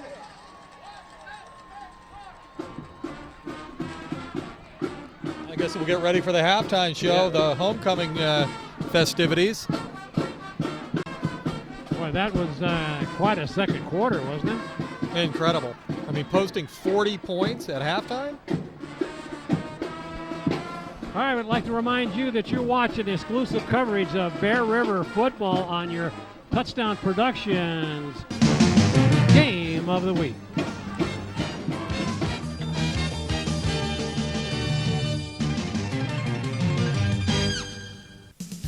Delta Home Loans has been matching home buyers with the right home since 1989. John and Suzanne Voter really know our market and know what it takes to get you into the home of the dreams. That's why they've been voted Nevada County's best. John and Suzanne love to be part of our community and congratulate the 2013 PVL champion Bear River Lady Bruins. Delta Home Loans. Accidents happen, and Trips Auto Body and Paint Shop understands your frustration when they do. They work on all makes and models and have been serving Nevada County for 3 generations. Trips is a proud member of the AAA Repair Network, and their technicians are I-CAR Gold Class professionals. Trips works with all insurance companies and is a direct repair facility for AAA. Voted Nevada County's best, it's Trips Auto Body. It's time to visit the newly remodeled B&C True Value Home and Garden Center. The new B&C has completely changed for your shopping convenience. Their new expanded garden center has everything you need, including expert advice on trees, shrubs, and perennials. Check out their new website and the new spring hours. And thank you for voting B&C the best hardware and building supply in 2012. So start right, start here at B&C True Value Home and Garden Center.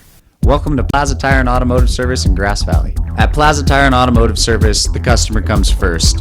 We only do what's right for the customer, not necessarily what's right for business. Third generation family member, learned all that I know from my Grandpa Fred, my dad, my Uncle Mike, my grandma. My entire family's been a huge part of learning about the automotive industry. Grass Valley is our 4th location, and you can also find us in Colfax, Penn Valley, and Nevada City. I am Blake Hauser, and I welcome you to join us for the grand opening at our Grass Valley location. Hello, I'm Dr. Victoria Tutak, and welcome to Advanced Chiropractic Centers. Are you tired of living with debilitating pain, physically impacting the quality of your life?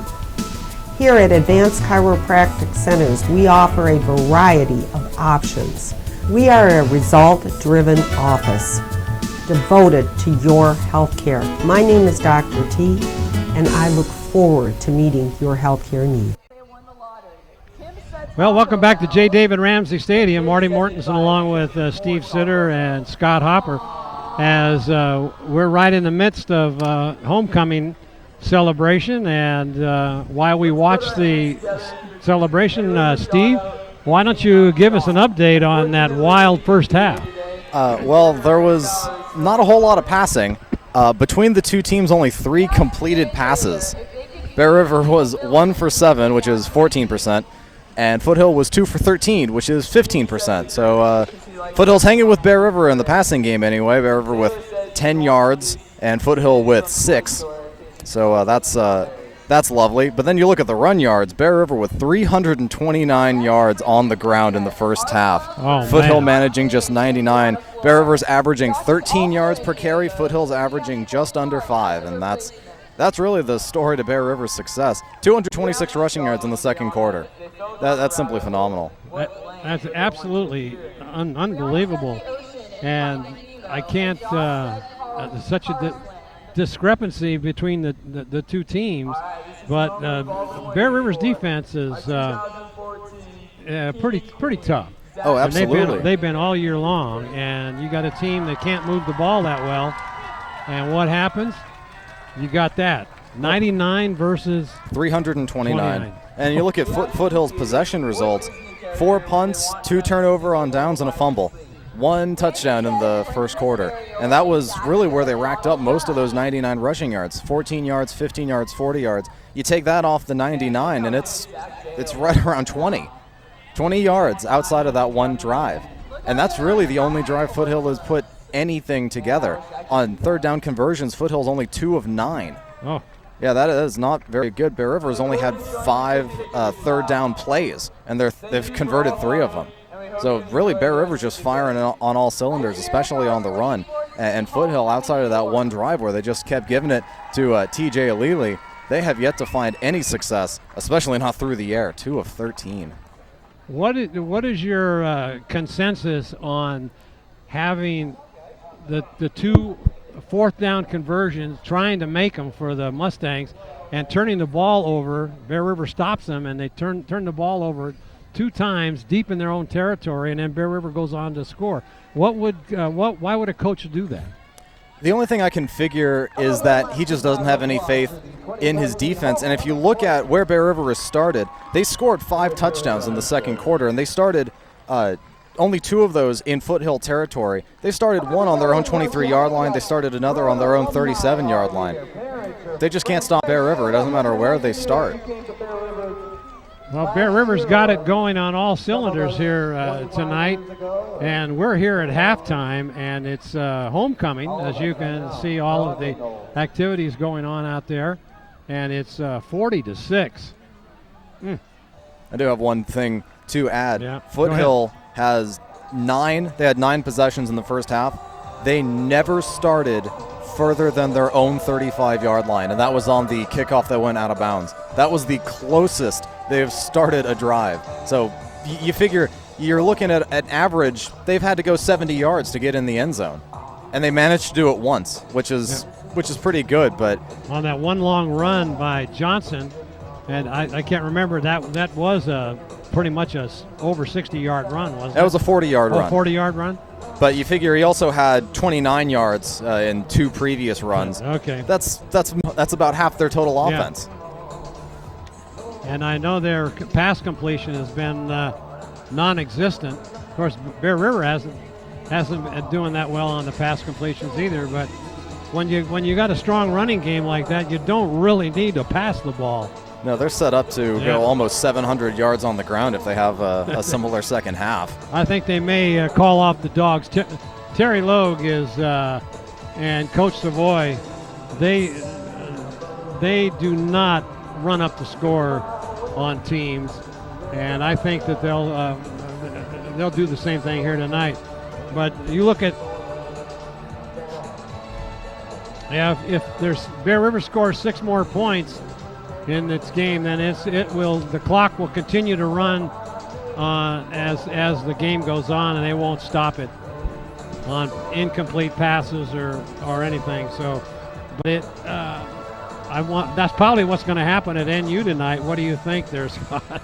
I think once you're down this far at half, say it's here at Bear River for Foothill or it's up at NU against Folsom, you just welcome it. Just get off the field, take a shower, and get home.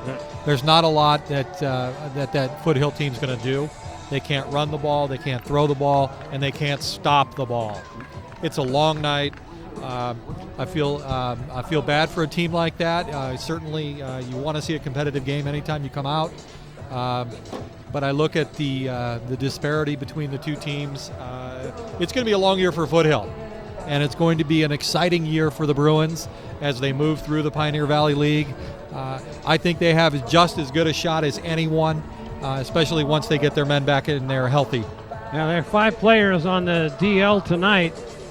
One won't be back, but because of the broken leg, and he's down on the sideline. He comes out. He had taken the trip up last week to Eureka, and he was out on the sideline in the wheelchair, recovering from his broken leg. And he's got several pins in it, and just a great kid. All right, there's your homecoming king and queen right there in the center. And we'd like to remind you that you're watching exclusive coverage of Bear River High School football on your Touchdown Productions Sports Network.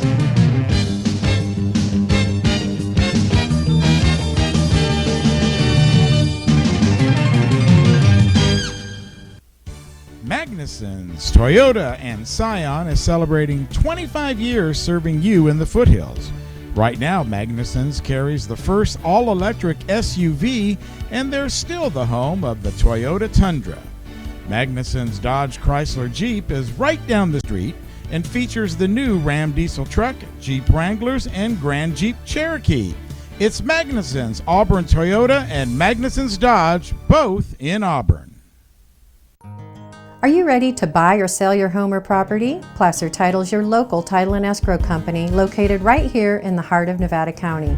We combine the stability of a national insurer with all the benefits of on-site title and escrow professionals. Being voted the best title company by the union readers for the past 7 years is a true testament to our local roots and unparalleled customer service. Stop by one of our 2 convenient locations, and thank you for keeping your business local. Mike Bratton is the neighbor you can count on for your most important insurance decisions, 24 hours a day. The first step begins with a phone call. Hi, I'm Mike Bratton, your good neighbor State Farm agent, and I look forward to hearing from you. Since 1984, my team and I have been educating clients and developing long-term relationships through personalized and professional guidance on their insurance programs. We will put you in the driver's seat and strive to enhance each encounter you have with us. Like a good neighbor, State Farm is there. We're at SPD Market in Nevada City asking people what they like about SPD. I've been shopping here for about 20 years, and the people are very courteous, and I especially like the meat counter. It's nice. You have a great selection, very helpful. Because it's local, it's small, they have wonderful selections of things I need, and the personnel are very nice. And that's why people love SPD Markets in Nevada City and Grass Valley. And of course, brought to you by Touchdown Productions, the Foothill leader in sports television. This is Gil Dominguez saying thanks for joining us tonight, and be sure to stay with us after the game when we announce the Bill Slade and Sons Trucking Player of the Game, created by Stuckey Engravers. Once again, the Touchdown Productions sports team will select the most deserving NU player and honor them with a beautiful plaque made by Stuckey's. So stay tuned after the game for the Bill Slade and Sons Trucking Player of the Game Award, created by Stuckey Engravers, and coming up immediately after this exclusive telecast.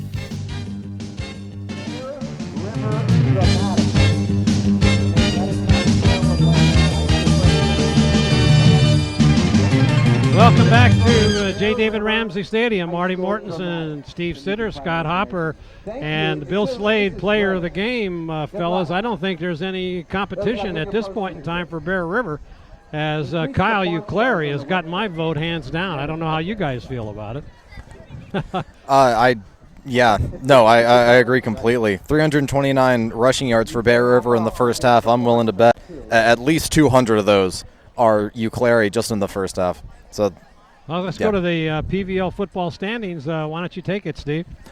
Well, Placer is the only team with a win so far, the only team with a game completed due to that wacky game over at center. Colfax, Bear River, Lincoln, and Foothill. But Colfax and Bear River 4-1 in the preseason. As we said in the open, Colfax, Bear River, and Placer are definitely the teams to beat here in the PVL. And of course, after tonight, the weird forfeiture, Placer is going to move up to 2-0. Here they come, your Bear River Bruins. Colfax is beating Lincoln at the moment, and Bear River, of course, up 40-6 at the half.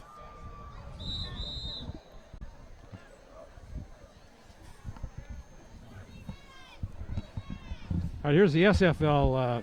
Why don't you go ahead and take that one? Okay, so we'll talk about Folsom real quick. They're 2-0, 6-0. They're lightning in a bottle. We spoke about their quarterback already. Their defense has been very, very stingy throughout. They've played some high-quality teams. The matchup between Rockland and Folsom should be absolutely spectacular. They're sitting at 5-0. Del Oro has played probably the hardest preseason schedule, coming in at 2-4. Del Oro is playing Rockland tonight, so we'll try and, before the end of the game, we'll try and get you a score out of that. Oak Ridge, always a perennial power at 4-2, and the upstart surprise at 5-1 is Wood Creek. Historically, they're a little lower on the scoreboard here. Granite Bay, always a strong team. Many people say that the Sierra Foothill League is one of the toughest leagues in the state of California. The Miners, as we've been reporting, are struggling a bit at home tonight against the top-ranked team in California, then the Folsom Bulldogs, standing at 0-2. So let's jump over to volleyball. Yeah, this is the PVL. Placer at 3-0, 9-8 overall, and Bear River at 4-0, 12-6. That 4-game win streak. They have a decent amount of momentum going into the PVL season. Colfax at 1-2, and then Foothill Center and Lincoln all looking for a PVL victory. It's looking like Placer and Bear River are definitely going to walk away here at the top of the PVL this year. And the Sierra Foothill volleyball, Granite Bay, always tough, standing at the top at 18-4. Rockland 17-10. Oak Ridge, new to the Sierra Foothill League this year, 15-2. Del Oro 9-15. Everybody else underwater. Wood Creek 9-12 overall, and Nevada Union historically puts up a better fight, and they're standing at 7-12. Folsom 3-12. So as you look at this, it's really a three-way race here, Granite Bay, Rockland, and Oak Ridge. I think all of Folsom's volleyball players are out watching the football team. Exactly. Don't forget to join us next week as Touchdown Productions will be on hand at Placer High School. Well, they'll take on these Foothill Mustangs, and we have an option to try to get to Bear River's game at Colfax, but we'll see how that goes. You can watch these games on Comcast Channel 11, Southern Links Channel 16, and don't forget to tune in each week as you go out to YouTube, Touchdown Productions Game of the Week, and it will be right up your alley here. So we're here for the kickoff, and that ball is going to be taken in there by Simpson. Connor Simpson takes it up the middle, still on his feet. He's going to get up to about the 40-yard line where he'll be gang tackled back down.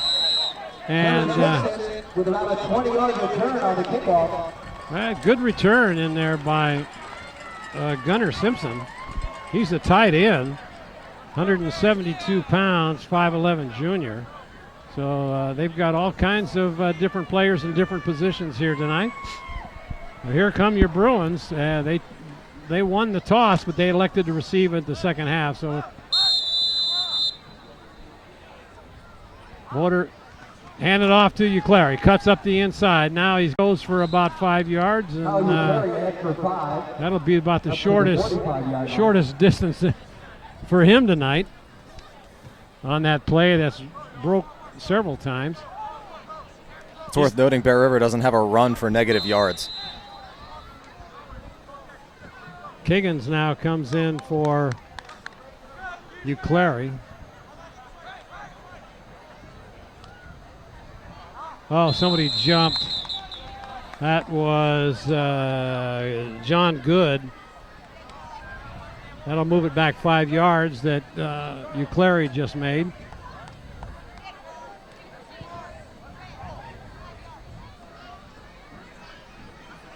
When you start bringing in the substitutes, they're very excited to be out on the field, and often a little too excited. So they signal in the play to Voter, and now let's see, we got Voter in the backfield here. There's a handoff over the right side, and that is Higgins, and he gets a couple. Number one, Danny Kiggins. He's 5'4", 138. You go out. You go out and see that practice with no pads on Thursday when they just run through all of their assignments and such. And oh, that was me. I'd be, like I said earlier, I'd be in the band. So it'll bring up third down and a pass, and it's going to be almost caught and knocked down there. So Bear River will have to punt. And that was Jake Potts, the intended receiver for Bear River. So Alina comes in to do the punting.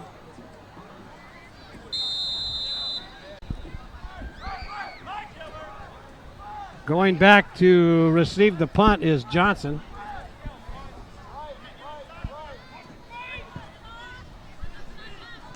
Good snap. There's the kick. It's end over end, and it's going to hit and take a Bear River bounce, and it's go all the way on down to about the 20-yard line where Mustangs will take over 1st and 10. Let's see if they've done any strategizing at halftime on maybe some new plays or some different ones anyway for some yardage. I don't think they're going to come out throwing, Steve. What do you think? Well, if they want to get in this game, I think they're going to have to develop some sort of passing attack. Bear River's been sniffing out the run ever since their touchdown drive. There's a handoff to Johnson around the right side. He doesn't go anywhere. No, I take that back. Sorry about that. That was Alford, number 4, the ball carrier. Stopped from short gain, or maybe a yard. Some fresh uniforms in there for the Bruins. We got Ryan Herbert, number 17.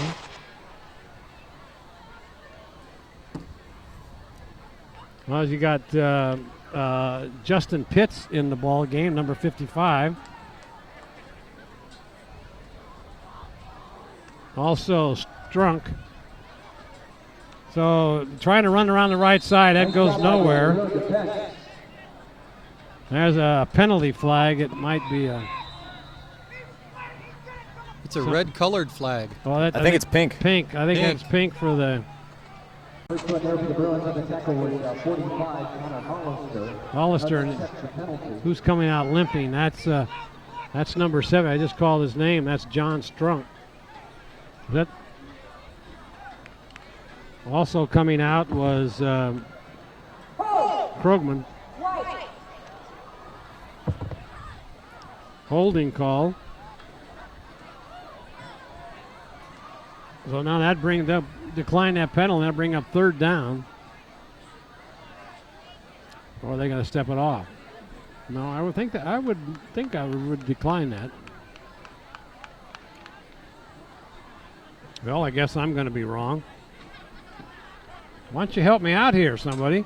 Well, it seems like they would deny it, make it a 3rd and 11, but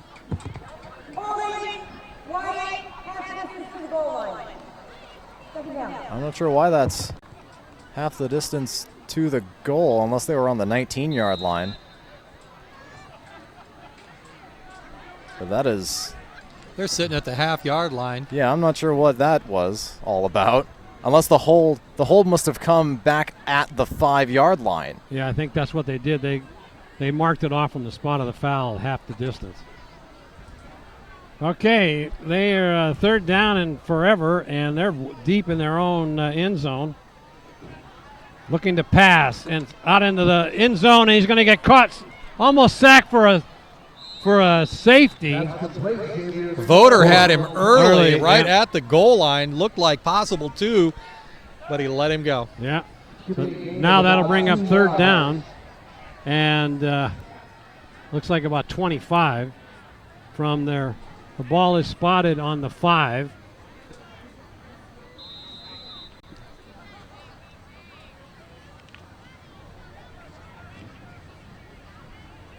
Third down at 24. 24-yard, 3rd and 4th. Inside handoff. That's to Johnson. He breaks it open, and he's off to the races. And they're going to pull him down. Nice tackle in there by Olina. Gets a 1st down. That is big. Foothill's going to get a new set of downs. That young man's got some moves.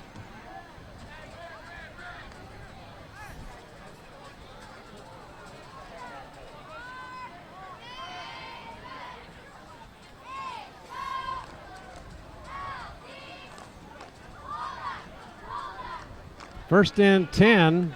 The ball is on their own 33-yard line, looks like.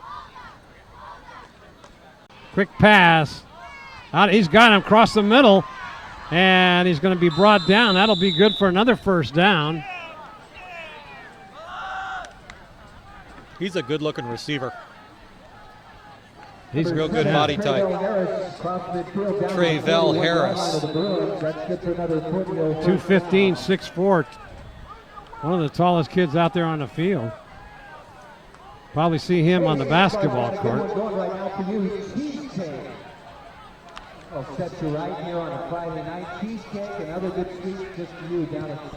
Single back in the backfield.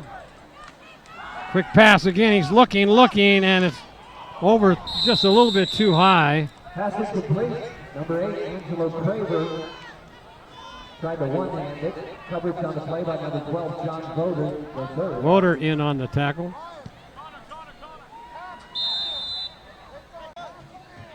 Hollister comes out of the game. Krogman barking defensive signals out there. Good shot of the defensive lineman. There's Pitts. And also Gunnar Simpson. Chris Moore.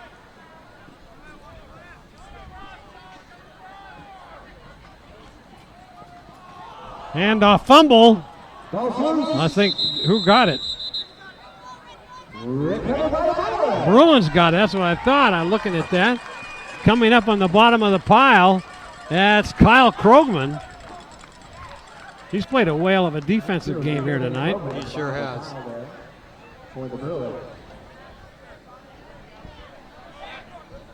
And he's not an exceptionally big guy. I mean, significantly smaller than Hollister.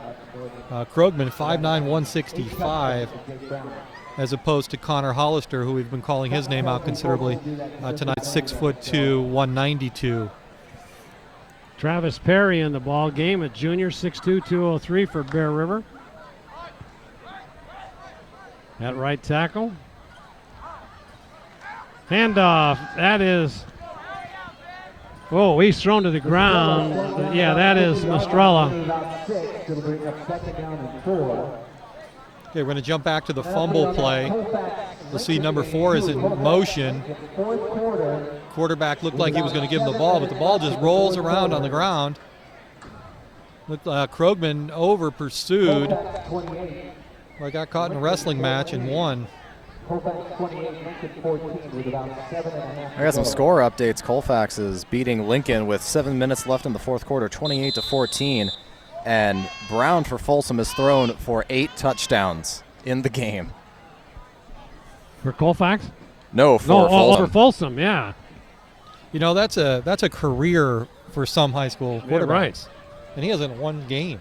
But he has in several games he's had 7 in the first half, and they've taken him out. That's insane. There's your Mike Bratton State Farm Insurance scoreboard. No score so far here in the third quarter with 6:05 left.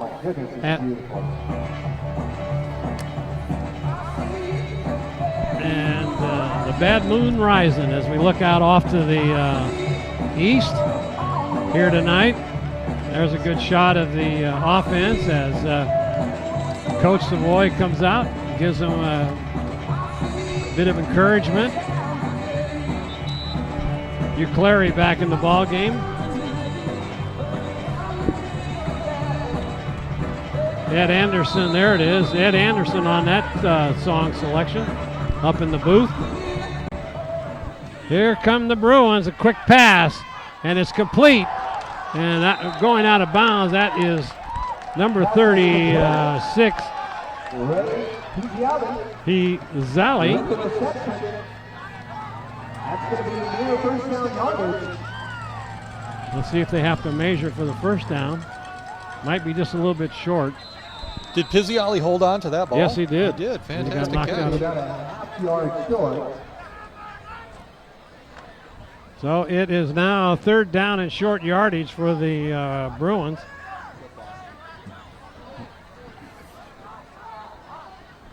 Handoff going around the left side. He's got the first down. That is Kiggins, the ball carrier. Number 12, Andre Moulton on the tackle. And they're going to give it to him. That's the first down. And Jake Potts has just entered the game.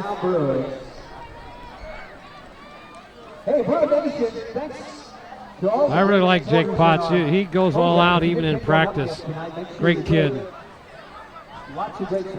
He was part of the homecoming court. There's a handoff. That is Kiggins again around the right side. He'll pick up maybe 2 or 3. Let's keep the clock running here. 4:43 left to go in this third quarter. I want to thank the good folks over at Magnuson's Auburn Toyota. Ryan Passport. Well, it looks like they mark it with a 1-yard gain. Coming back in the game now is Krogman with the play. Also want to thank the good folks at Remax, 3 local locations to serve you, Grass Valley, Nevada City, and the Lake of the Pines area. Real estate service on a whole different Krogman's lining up as the tailback. He gets the handoff, trying to go over the right side, and gets hauled down there very quickly by big number 55. That's Navarro. That'll bring up third down and about 9. Clock continues to run. Bear River's 4 of 7 on third down conversions tonight.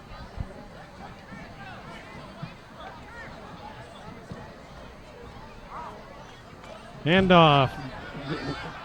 Going to cut it back up. That's Higgins again, and he's going to be brought down. Higgins with the carries did not get the first down, so that'll bring in the punting team. And doing the punting now will be Beelan.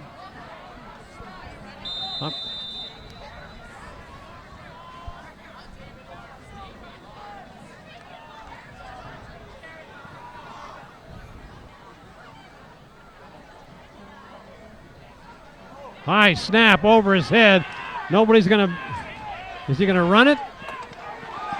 And he's still on his feet and out of bounds. I thought maybe he tried to, of course he was running to his right, a left-footed kicker. That's going to be a little bit hard to do. He's the backup kicker, caught in the wrong place at the wrong time. With that ball snapped over his head by about 10 or 12 feet. So now that's the best field position, I think, Steve, isn't it? By far. Yeah. By about 25 yards. So they start this on the in the Bear River territory on the Bear River 47. Let's see what they can do with it. Handoff, and it caught behind the line of scrimmage. That is Kyle Krogman on the stop. Dempsey was the ball carrier. Justin Pitts, 55, one of those in on the stop for the Bruins. Pitts comes out of the game. Olina back in deep safety, probably expecting a pass here. Play is coming in from the sideline. They might run out of time here.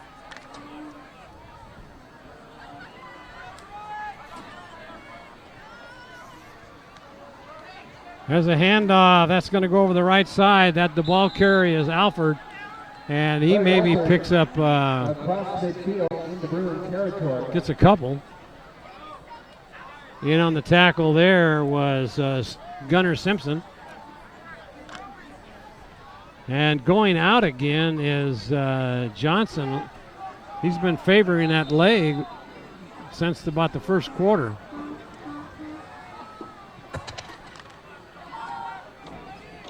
So that'll bring up third down and about 7. Rolling out, looking to pass, and it's going to be intercepted. Whoa, that's Krogman as he picks up that ball, and he just bowls over the defender. I tell you, you watch that kid every week. He is just one heck of a player. He's played a good game tonight. He's played a great game. Let's watch him. He's in the center of your screen. He's dropping back. Played just good possession ball. Now watch him just bulldoze his way over this. Whiplash. Oh, man, that was number 45 taking a beating from Krogman. That is Dempsey. Whoa, so Bear River now. Oh, it's a fumble, and falling on the ball is Krogman. Kind of a lackluster handoff in there by Jason Voter. And Krogman's still down on all fours. Not a good sign for the Bruins, especially in a game up 40-6. He's tough. See, he'll come out. He doesn't want to come out of the game, but because he was slow in getting up and the referee called timeout, then he's got to come out for a couple of plays. He'll sit down, and he's intense.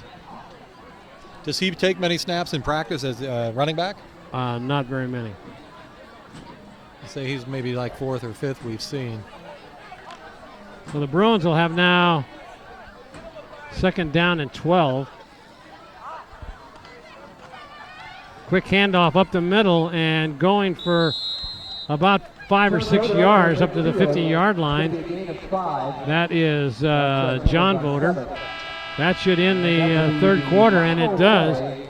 No scoring. There's your State Farm Mike Bratton scoreboard. As you can see, no score in there after Bear River ran up 40 points in the first half. And that's one thing that I mentioned earlier about Coach Logue and Coach Savoy. They'll go to the bench and let the other kids have a second string players come in, and that they practice hard all week, and they deserve a shot. And so it kind of keeps the score relatively low. I mean, they've got the game well in hand here, 40-6, with 12 minutes left to go in the game. The nice thing I always hear about Coach Logue and Coach Savoy from players from years past, yes, it's about wins, but it's about relationships, and it's about doing the right thing. And they speak very highly of those coaches, and many of them are removed for 15 or so years. I commend these guys as to the amount of time and the energy that they put into not only their starters, but their reserves as well. And it shows because they're performing just as well as the starters on the defensive side of the ball. If you want to hear an interesting third quarter statistic, Foothill with vastly more total yards than Bear River. It looks like Foothill with 58 total yards, Bear River with just 21. In this third quarter? In this third quarter, 17 rushing yards. So Bear River now with a third down and about 7. Let's see if they pass this time. Oh, they tried to get him offside. They couldn't. They had to call timeout, so they'll come back to the sideline. Timeout Bruins. Hey, Bruins, maybe you're looking for something, I don't know, maybe like a nice, big, bright smile. Steve, I'm curious to know, how many completions does Foothill have? Foothill on the night is 4 for 17. Wow. And Bear River is 2 for 9. Thank you. That is just amazing stats. Bear River just continues to run the ball, and so they don't need the passing game. There's your, once again, the Mike Bratton State Farm Insurance scoreboard showing Bear River with 40 points, 34 in the second quarter. Tight ball game in the first quarter, but Bear River broke it open, 40-6, still the score with 12 minutes left to play. Yeah, 5 straight touchdowns on 5 straight possessions. Clary ran wild. Oh, did he ever. Okay, here come the Bruins now. It's third down, and they're going to hand it off again. Cut back on Giggins, the ball carrier, and that's going to be fourth down. Bear River will punt it. 44, Brandon Litz with the tackle for Litz on that tackle.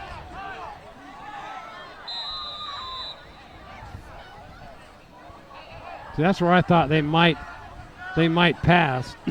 But they're just going to keep the ball on the ground, keep the clock moving. Don't get anybody hurt. And going back is number 8,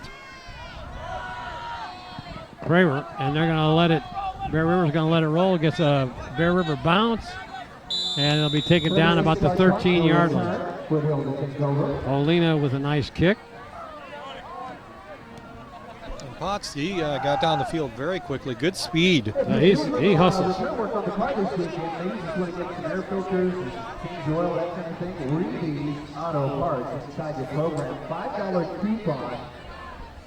Like they're going to spot that ball. They're going to call in for a ball.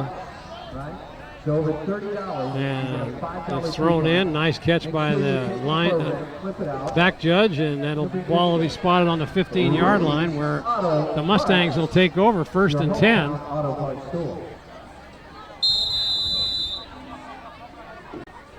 Small still in at quarterback. And there's a handoff trying to sweep around the left side, and no running room there as Johnson is back in the game. Picks up maybe a yard.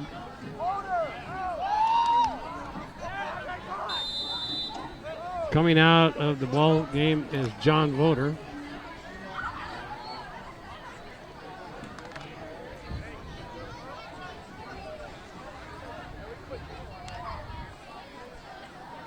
John Good trying to straighten out the secondary. Oh, and just brought down. Big tackle, good enough for a first down. That looked like Johnson. Was that Johnson, the ball carrier? Salivar made the tackle. Foothill, though, picks up the first down just shy of the 30-yard line. Strunk comes back into the ball game.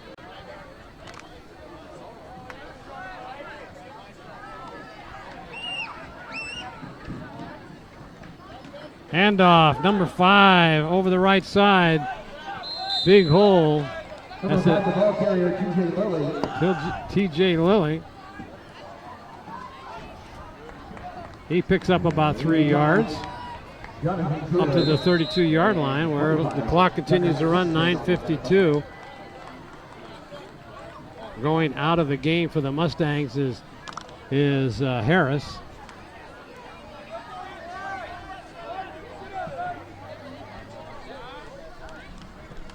There's a pitch back, and he's going to go by a couple of tacklers, and forcing him out of bounds is Mikan. 23 Catalina knocks the ball carrier out of bounds. That is number 4, Larry Alfred. Alfred, the ball carrier, picks up about another 3 yards where it'll be third down and about 4. Ball's going to be spotted 36-yard line, third down and 3.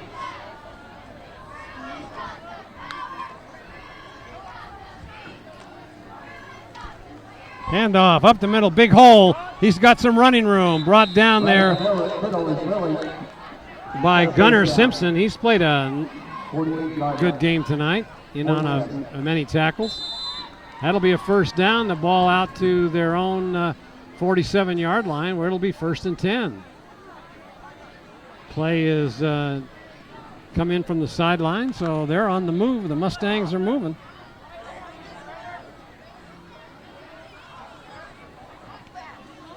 Handoff, Johnson left, coming up and forcing him to cut back, and no place to go. Heads up play in there by Potts. Jake Potts came up and smelled that run out and slowed him up enough for loss of 2 yards in there. So it'll be 2nd down and 12.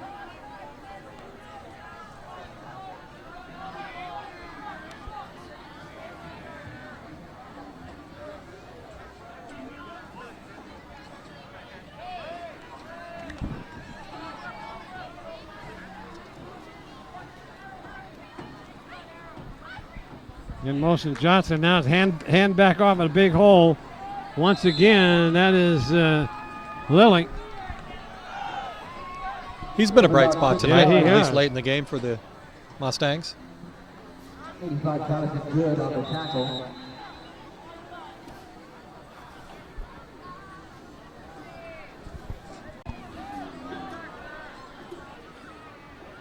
Third down and 6. Foothill still not doing very well on their third down conversions. They're 1 of 1 this quarter, but on the game, not very consistent. Third down and 6. Rolling out. Can they try to take it to the side? I can't do it. Coming up and making that stop is Ryan Herbert. It's going to be short of the first down. They'll probably go for it. The first Nevada Union game has gone to final. Folsom 63, Nevada Union 6. And Folsom victorious over Nevada Union 63-6. Ashland ranked in the top 5 is going to take on Rockland. And right now, Rockland leads Del Oro 12-7. That could be the matchup of undefeated out of the SFL. As we mentioned earlier, we're going to try and get you an update on the Rockland Del Oro game, and we have Rockland up 12. I believe they said 12-6. That's correct. So on a fourth down conversion, they pick up a first down, and that is, I believe that was Alfred, their ball carrier. Is in on the tackle.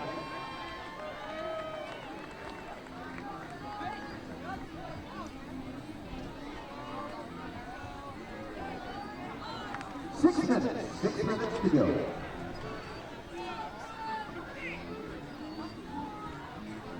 Handoff Johnson, left side, looking for running room. Cuts in, cuts back, and Ronald Johnson fights his way for about 5 yards. brought down in there by John Good. Wrapped him up. Back in the ball game is Wagner. Gain of 5 yards. That ball will be spotted now on the Bear River 35-yard line. I think it's worth noting that combined there have been 6 pass attempts in this half for both teams. Really, and there's a handoff to big number 4. That's Alford. He gets stopped for little or no gain. That'll bring up 3rd down and about 4. Well, there's an interesting matchup out here that I'm surprised that Foothill is not attempting to exploit.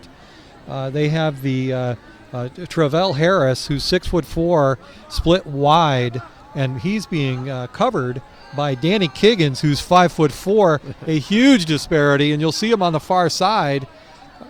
It's surprising that they're not trying to get him the ball. Yeah, they're going to try it this time, and did he catch it? He did not. No, he did not. That was a good call on your part. So Harris could not handle that ball on that pass, so that'll bring up 4th down again.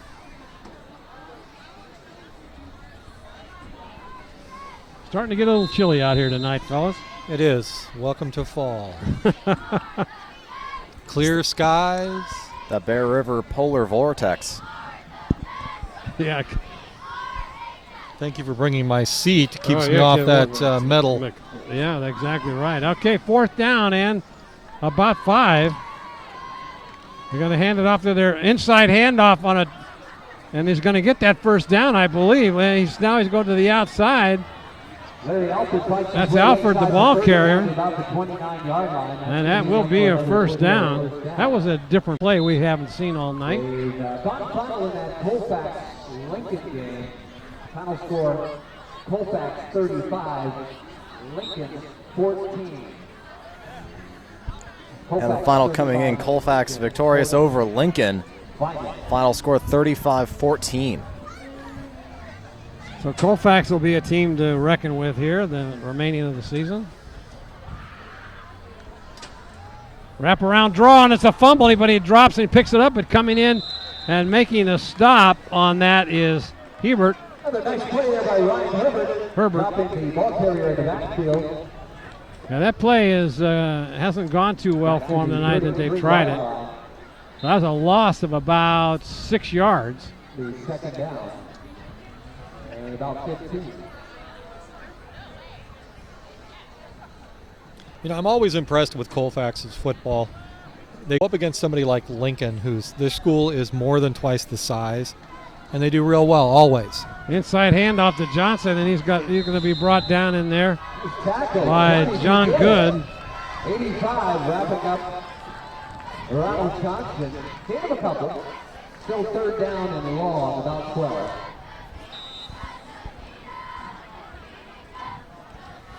Another 3rd down, long yardage situation for the Mustangs as the clock continues to run at 2:37 in this ball game.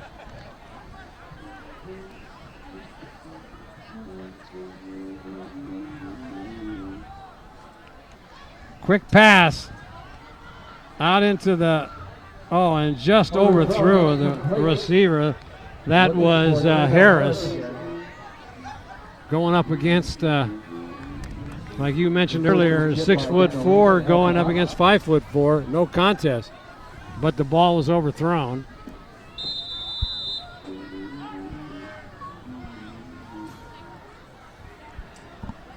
That is a mismatch, and they're not exploiting it at all.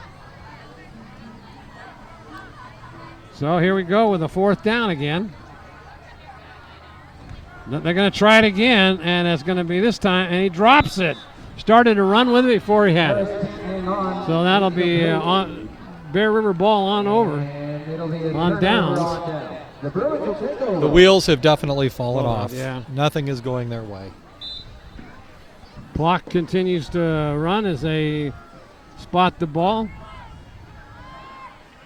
Boyer comes into the ball game for the Bruins. They can probably take 2 or 3 knees, and that could do it. So with O'Brien being out and also being a quarterback, so Jason Voter is the only official quarterback on the roster at this point. Is that true, Marty? Well, yeah, that is correct. Higgins met in the backfield. He's going to lose a few. And both they trade off on the. When O'Brien is in there, he doubles as a running back from the shotgun formation. And I think O'Brien and Whitehead, and also let's see who else we were looking at. Footlick will probably be back, so they'll have the full complement in there again. So there's a sweep off to the left. Voter carried the ball, and he didn't get much of anything on that. They're just trying to run the clock out. This could do it. We're going to probably try to get one more play in. Take a knee and call it a night on a big victory, 40-6 by the Bruins. Clock continues to run down. It's got 20 seconds. And take a knee, and that should do it. And that'll be the final snap of the game. Bear River comes out on top against the Foothill Mustangs, as there is your Mike Bratton State Farm Insurance scoreboard showing all first half action. 40-6 is your final score, and it was quite a one-sided game here tonight, Scott. It was. It looked interesting real early in the first, 6-6. Both teams missed field extra points. It was all Bear River running downhill, led by Kyle Uclery, certainly. Our player of the game, Sladen Trucking and Sons. Now the teams both at the center of the field shaking hands, and the scoreboard reflects what happened. It was a pretty exciting second quarter for the Bruins as they come out on top 40-6. And I think that the Mustangs have got a tough rest of the PVL season ahead of them. I want to congratulate you. The JVs won their second game of the season. All right, Steve, are you still calculating up his stats for the night? Well, I've got most of the important ones done. Okay, good. Why don't you? I'll turn the light on here for you and see if you can read your handwriting. There you go. Now that you can see it. Well, first of all, hats off to Foothill for not giving up. They definitely hung in there. Down 40-6, they held Bear River. On offense, Bear River only managed 18 yards in the second half, but still on the night, 357 total yards, 343 of those coming on the run. And that's Bear River's game. That's been their game all season, 343 rushing yards, averaging right around 10 yards per carry. That's right where you want to be if you want to be a powerhouse in the PVL. Foothill, 195 rushing yards, and 96 of those coming in the second half, 99 in the first half. So they really didn't alter their game plan very much. They kind of abandoned the pass. Only 2 of 7 in the second half. They finished 4 of 20, which is 20%. Not fantastic. Bear River was only 2 of 9. Neither of these teams are pass-heavy teams. They really relied on the run, and Bear River outran them almost 3-1, and that's where you get such a big blowout, and really a short second half. Only 3 possessions for both teams, so really not a lot had a chance to develop. But still, all of Foothill's possessions, all 3 of them, ended in turnovers. 1 fumble, 1 interception, and 1 turnover on downs. So Bear River's defense was just ever present. They didn't let Foothill get back in it. Even though Foothill got some big gains, eventually that got erased by the turnover. And that's just a testament to Bear River's excellent defense. Foothill really just not a match for Bear River tonight. Even the second team unit for Bear River played well on defense tonight. The offense was a little like Steve had mentioned, was that they didn't pick up hardly any yards at all in that second half. but it was still a situation where the defense stepped up on, and even with the second unit, and they did an outstanding job, held them to no points in the second half, and so you got to hand it off to the defense. And there's the shot of the coaches out there talking to their team and giving the full kudos for a game well played here tonight. And your executive producer for tonight's game, Gilbert M. Dominguez. Camera operators, Paul Town, Tony Rondini, and Sanyu Enos.